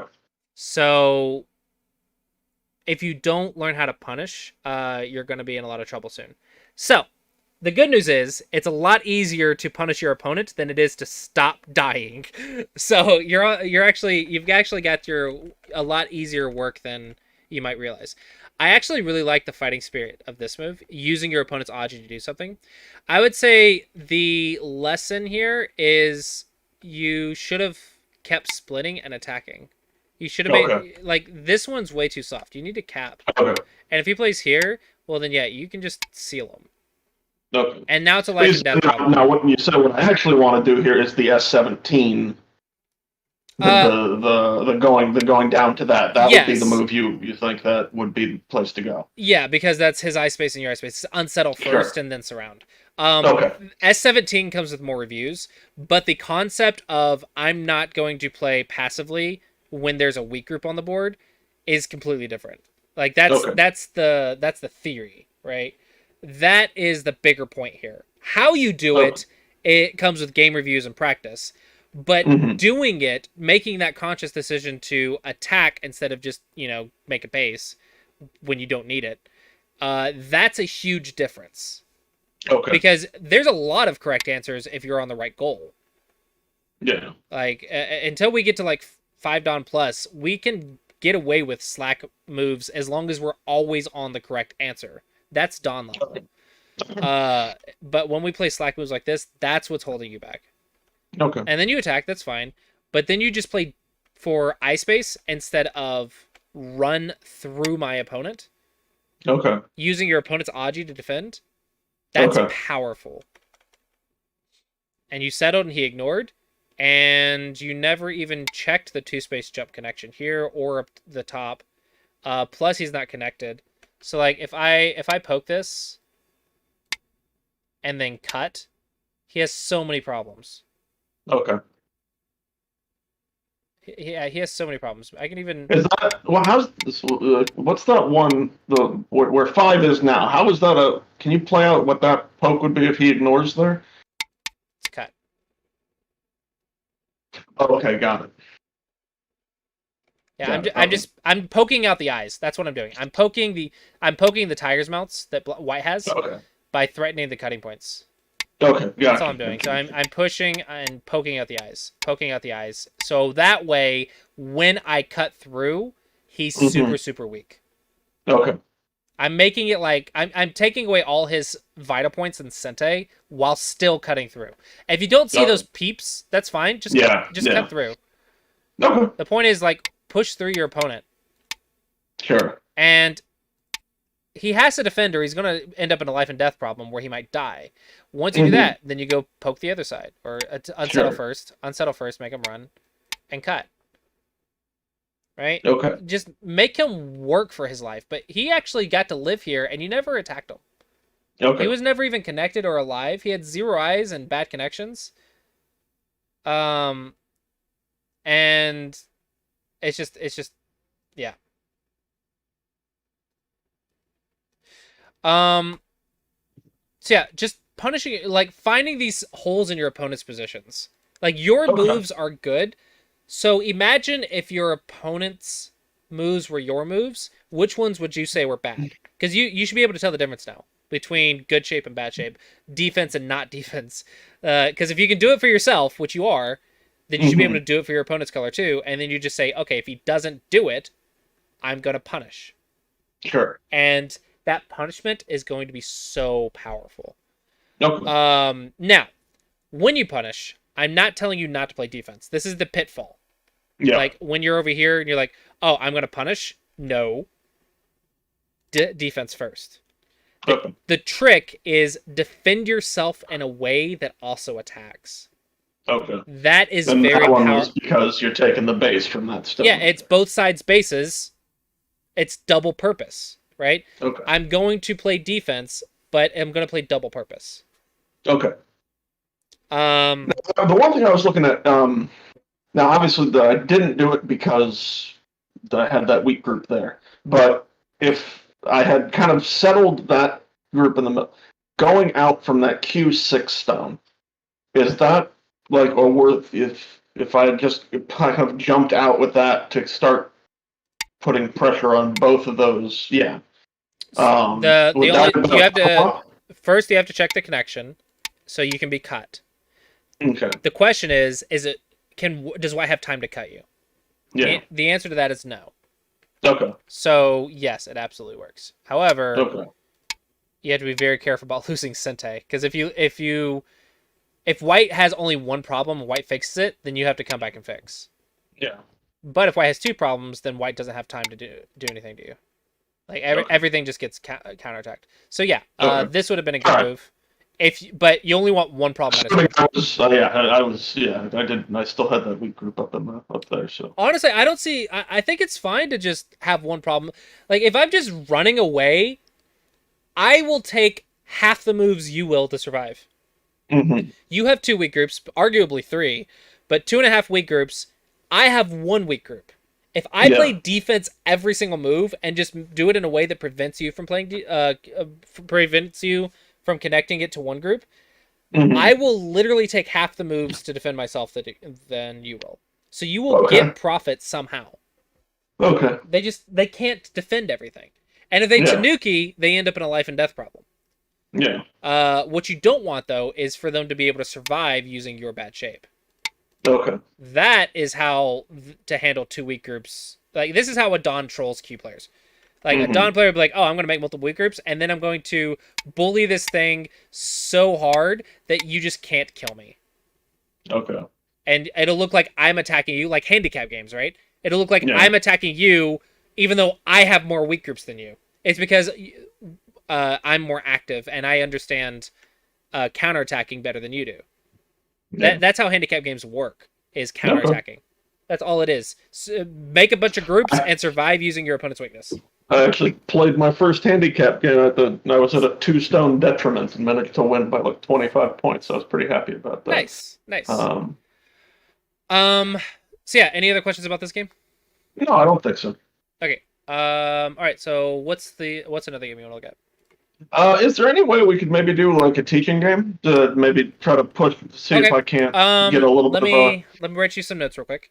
Yeah. So okay, I'll say 90% of your moves are good moves. The problem is your opponents are not making 90% good moves, but you are not punishing. Punish your opponent's problems. Okay? Defense first, but if you can defend while keeping your opponent weak and or while attacking, that is powerful defense. If your opponent ignores a weak group, attack it. Your game needs power. It's very good on your moves, but you need power to win.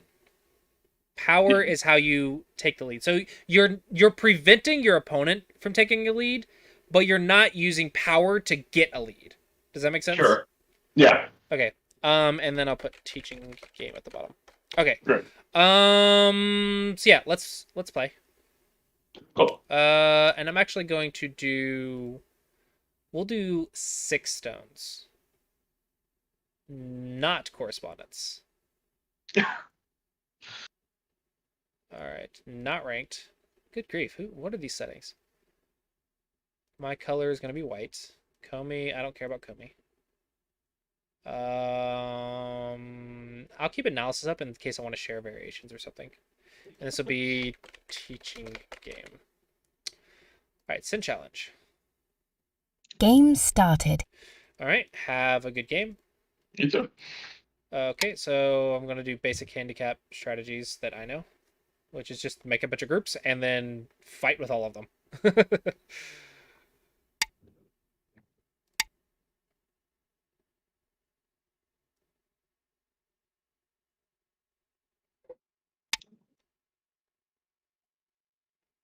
Okay.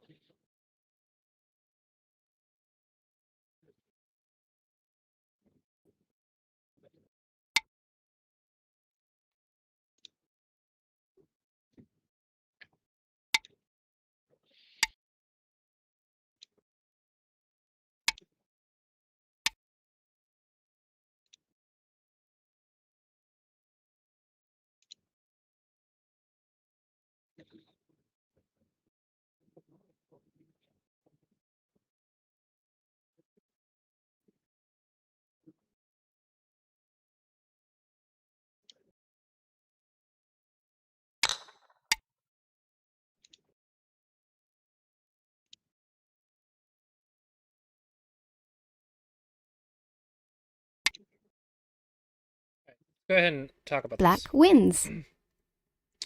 So there's a little bit of a problem already. So we've played. Let me go ahead and review this game. Review started. We've played 44 moves, and you've used, I think, what, 3 minutes of your time? So it was 60 times 3, 180. I could have done that in my head. 180 divided by 22. So you spent 8.18 seconds per move. 180 over 22 is like blood pressure, okay? According to Google. It's way too much. How many like vital moves do you think you've experienced so far? I don't know. I mean, I was looking at both those groups there, and I knew that, but I just I didn't think that one, the bottom one, was as weak as it was.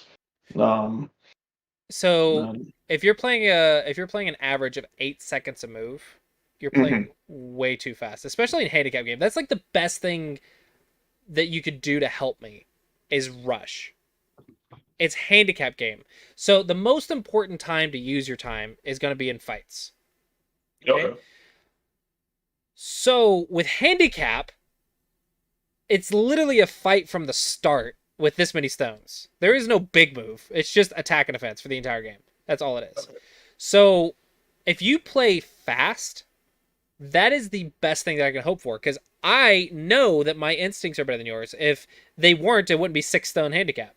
So I know with a 6 stone gap at minimum, then I know my instincts will be better for you than you. So if I can rush you, I will have a higher quality move than you will on average. Okay. So don't get rushed in handicap. It's very important. Okay, so step 1. Why did you kick? I have support on the other side. Most just pincer instead. Nope. That's the kick Okay. when it's already pincered. Okay. This one, the direction of play is the top side, so you usually go for the top side. Okay. Now, there is the Sanren-sei, blah, blah, blah. That's fine. And honestly, there's even this move. This move can be really large as well if you want to go for a lot of points. There's a lot of things you can do here. Kick, I know the AI likes it, but I don't like doing this blindly. I think doing it blindly without understanding it is a mistake. And you pincered here. This is not right. You're supposed to jump, and then I'm supposed to make a base. That's the Joseki. Okay. Because if you go here, I'm going to lean on you. Yeah. Now, granted, it's this handicap. Everything works for you. So even this lean, you can literally just poke, and I'm gonna die. Something's gonna go bad for me. But in an even game, you can't just do that. In an even game, like there's other options. Like they can go here, they can go here, they can go here, they can go Sure. here. No, I would. That is not in any way what I would ever do. Yeah.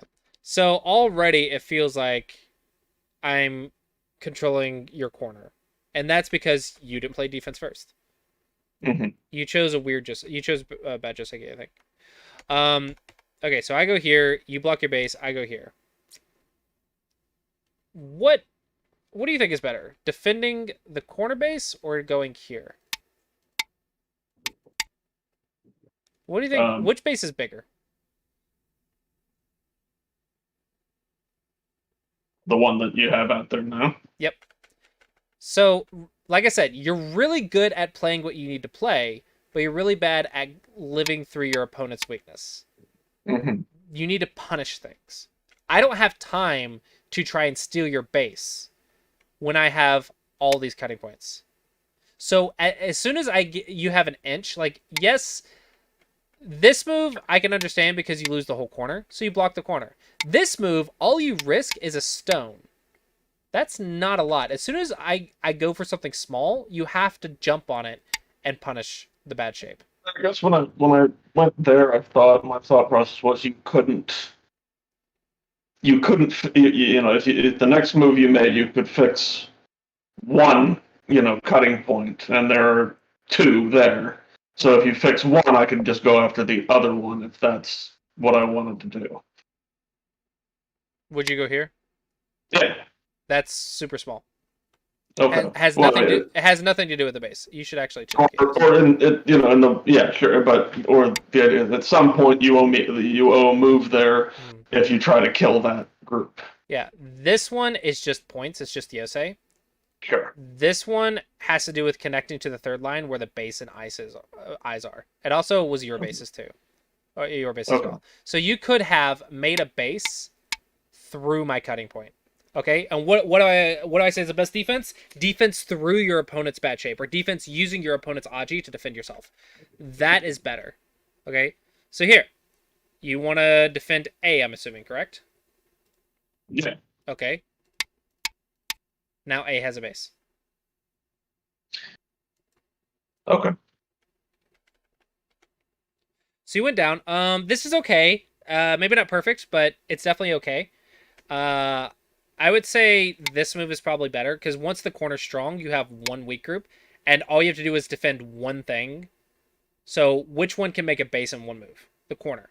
So defend the Sure. corner and just focus all your efforts on the other one. It's easier. But okay, you tried to make some eye space while taking my eye space. It's reasonable. I'm going to pincer because the more weak groups on the board, the more confusing it is. The more confusing it is, the better it is for me. And so you went here. You tried to connect while also making your base. Reasonable, but technically you're actually hurting your other group. It's better to jump through or cut somehow. Or maybe attach. Isn't there kind of no way for me to not hurt my other group? And well, I mean, Leaning that attack. bottom attachment. Yeah. Yeah, leaning attack. But okay, this is reasonable. And then you jumped, and that's good. So I'm going for the all-out attack. Right? I'm only attacking you. Mhm. So all you have to do is I like this move. You're surviving by running away through my cutting points. So I'm trying to do the same. This one is very slow. Like, if you want a base, make the base through my cutting point. Okay. And if I get greedy, then I have more problems. Now I have two groups up there instead of one. So the more greed I get, the more you punish. And then if I don't get greedy, then you just survive in a much better way. So this is the type of stuff you're lacking. Like compare this one, where I'm gonna fix and keep you cut because you only have one eye. So compare that to that. That looks better. Mhm. This is what you're lacking. So you're playing good moves, but you're not playing powerful moves. This is Okay. power. Defense through your opponent's bad shape. That's the difference. So here I'm just unsettling you, and yeah. Cut you off guard. Oops. So you run away. Okay, I read here. I don't actually know if there's an easy way for you to get out here. I think you have to do that. Okay. Maybe that. But even that, I'm not sure. I was also looking at maybe you could do this, that,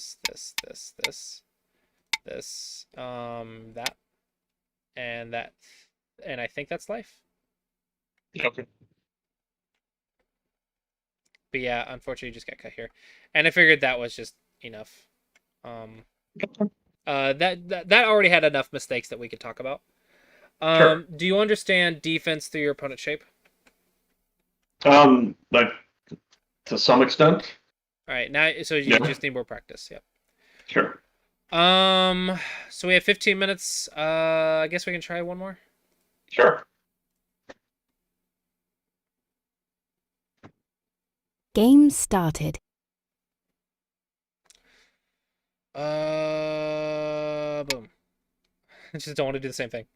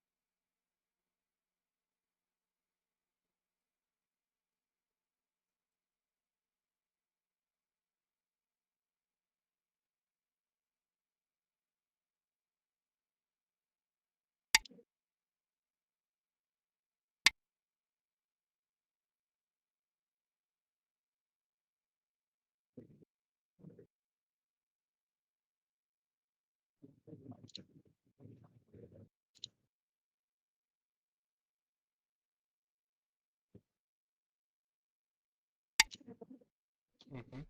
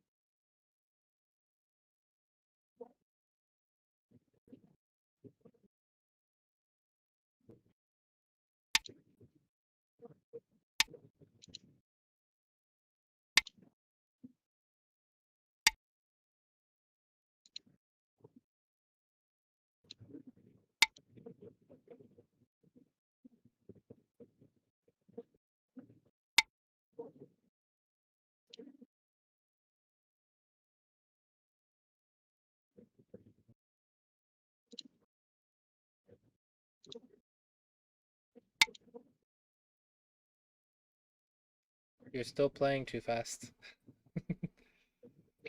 I, I mean, no, I think that I don't think there's a way for me to save those 3 stones if that's what you're talking about.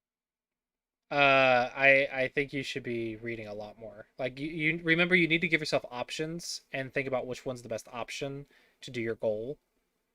You should be thinking a lot more here. This is a very confusing situation. Like every move has to be a minimum of 30 seconds. Okay. It's a very confusing situation. You need to take into account basics. You need to take into account your weaknesses, your opponent's weaknesses, and then find the variation that utilizes all of the above information. I mean, I've got 3 weak groups right now that I can see, and I, But I also I'm have not, weak groups, right? yeah, but yours are less weak than mine. Are they? It seems like that to me. that's because that's because I have a 3D next to my name, not a 7K next to my name. Hmm. Don't let that lie to you. The rank is a lie. Don't let my number lie to you. You play the board, don't play the rank.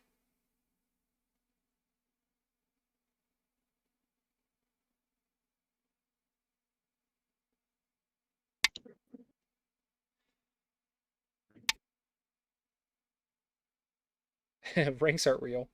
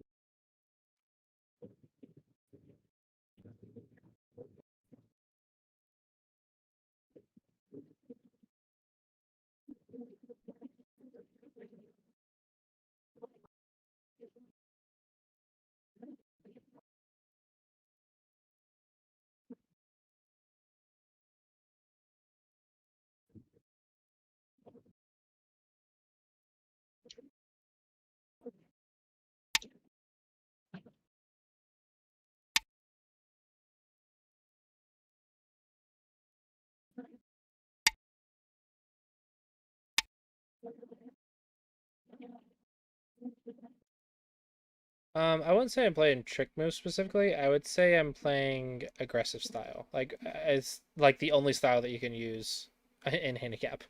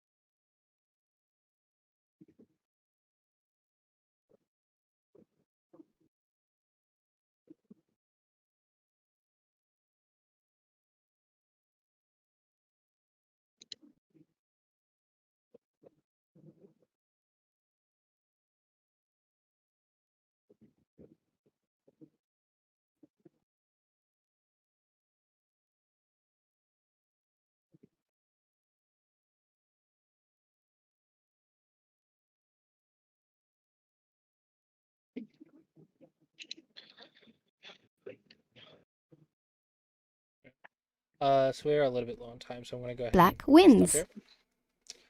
So yeah, this is I versus I. It is bent 4 in the corner. I'll go ahead and review. Okay, so this one is bent 4 in the corner, but I'm gonna make the kill on the outside to make a double go. So you have to Okay. fix and then so it's I versus no I. That's what it is. So I really liked the resistance here. Like this is exactly what I mean. Live through your opponent. Then you survived while poking me. This one a little bit dangerous, but I still like it. It's a good fighting spirit. Live through your opponent. Divide me into 3 weak groups. But then you started losing track of stuff. Yeah, then you started falling apart, and now you're like, oh, let's just go back to defense. And if it gets too confusing, I guess you could do that, but like you can keep fighting here. I mean, I was looking at that, but I figured you were just gonna, yeah. I mean, cut that apart somehow. It seemed like there was a lot Yeah, in there's a there. lot to read, but you're okay. It'll work out. But okay, yeah, I understand. It got a little bit too complex. Your opponents won't be able to make it this complex. That's because this is just the handicap. So your fighting spirit was good. This is definitely on the right track. You just need a lot more experience with it. I do like that you came back and played defense when you needed to, but now you're defended. Why didn't you run with these? I thought it was. Oh no, well, never mind. You thought I was a ladder? Yep. Yeah, I did too. That's why I did Nikki Heroes. And I was like, oh wait, Fudge. So I was like, I'm gonna kill this corner. And I'm like, oh wait, there's a ladder here. Why am I stupid? That would make it fixed though. I totally missed that ladder too. I was like, ah, dadgummit, what am I doing? Misreading ladders. Yeah, it happens. But yeah, that's bad on both of us. It's not a ladder. It just run with the cutting stones, and I can't do anything. You lived in the corner. I can't kill the cutting stones. I don't know why. I guess it was just it was a lie of a shape. Apparently, we're not the only ones. Someone in chat did too. It's just a lie. Well, The shape was a lie. Here, why not live like this? um, I thought that by going out towards the bottom, I was, kind of saving myself and Yes. strengthening that giant area in the bottom. Yes, but If so I can make that- if you can run while playing a big move versus run while attacking, which one do you think is worth more? probably run while attacking, but I kind of thought that top bit was just screwed no matter what I was doing. So See, if I just misread here's the that, thing. You are misjudging it. You are Mhm. thinking that I am stronger than you. That is absolutely false. Okay? You have 1, 2, 3 groups, one of which is alive. Okay? I have 3 groups as well. 4 groups, actually. None of which is alive. So it's actually a much, much, much worse for white. The reason it feels bad for you is because, one, I think it's because you know who you're playing. So you just assume that my stuff is good. You assume I can read ladders. And two, I'm attacking your Vita points really, really effectively. Your opponents can't attack and unsettle you as effectively as I'm doing. But that's also why teaching games are so good. Like, especially handicap. If you're struggling with like attack and defense, handicap games are really good because it exposes you to higher level play and shapes and patterns that your opponents just aren't strong enough to show you. And if you can actually take a few patterns away from it, your attacking it really powerful. Like the way I'm unsettling you, the way I'm attacking you, even though I'm weak, it's not good. But the way I'm like attacking your Vita points here, this was like you needed to do this. You needed to survive here. I just had to fix my ladder. yeah, I didn't see that. Yeah, this is really scary for you. And then it's just I versus no I, unfortunately. Yeah, it's just really, really scary.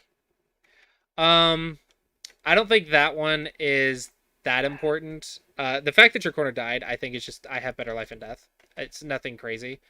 You spent the move to survive, and your fighting spirit was good here. So this is definitely on the right track. Right now, all I can tell you is just get more experience doing this. Like, Mhm. but it's good. Like, I loved that you pincered here instead of just like, I'm going to go for points. No, pincer that crap. That's 2 weak groups. Yes, they're going to pincer you back and make 3 weak groups, and you have 2 weak groups, but you have the advantage. Learn how to fight with this. Don't back down from a fight. You have 6 stone Okay. advantage. Don't back down from a fight. I loved this. Mhm. And then you kind of did that same thing again instead of like cutting through me. But you're cutting me apart, and then you went down for some reason instead of up. I'm not sure why it didn't go up. But then you pushed and cut. You weren't afraid to cut me in an area where you outnumbered me. That was good. I really like the fighting spirit here. It was much better. Much better fight this game. Unfortunately, I just have more fighting experience. That's the only difference. But Yeah. the more you do this, the better. So you actually have the AI board. I think I'm not sure how good that AI is on that one because I think it's Leela, right, on that one. No, it's Galaxy. I'm not sure And how good Galaxy is.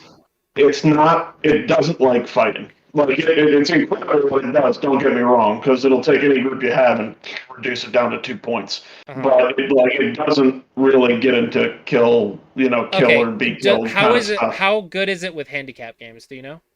I have not tried. Okay. Try it. Okay. Because right now you lack fighting experience. fighting with an AI with 9 stones should be good experience. Sure. Just that. Now, again, don't mess up your basics. Your basics are really good. You just need to learn how to be powerful now. Okay. So just look for chances to go through your opponent's bad shape.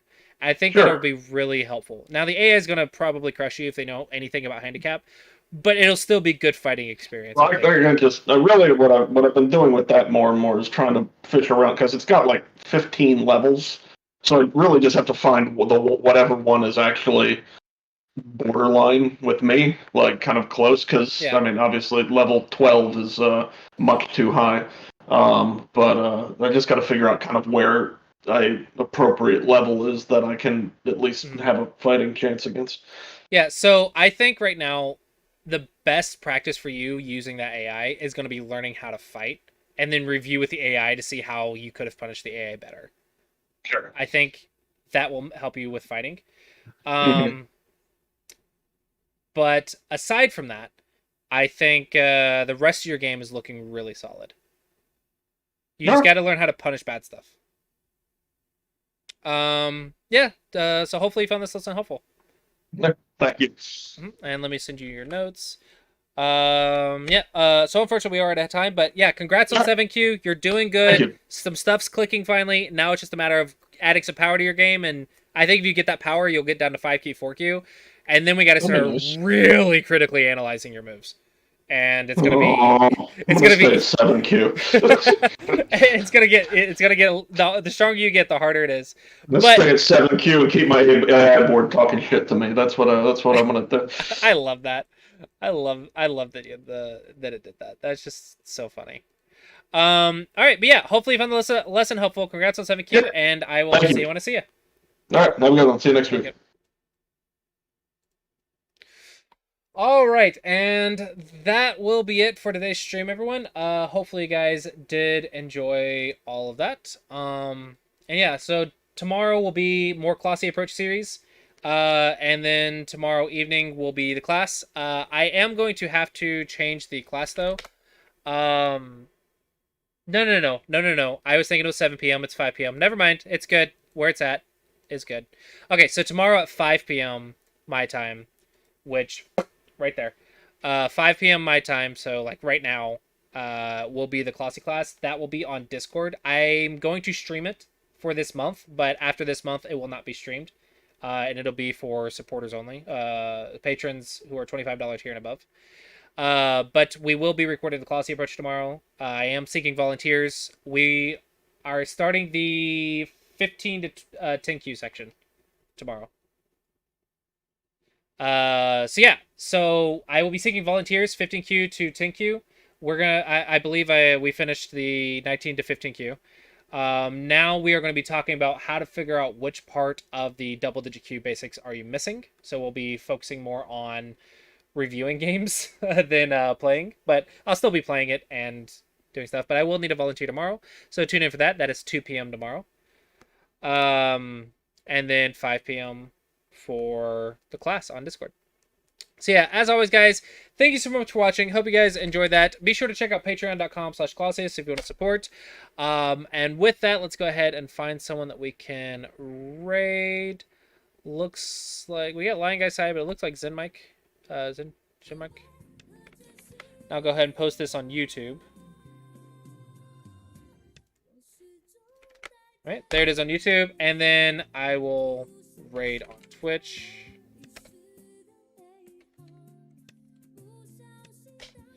Alright, so as always, guys, thank you all for watching. Hope you guys did enjoy, and I look forward to seeing you guys next time.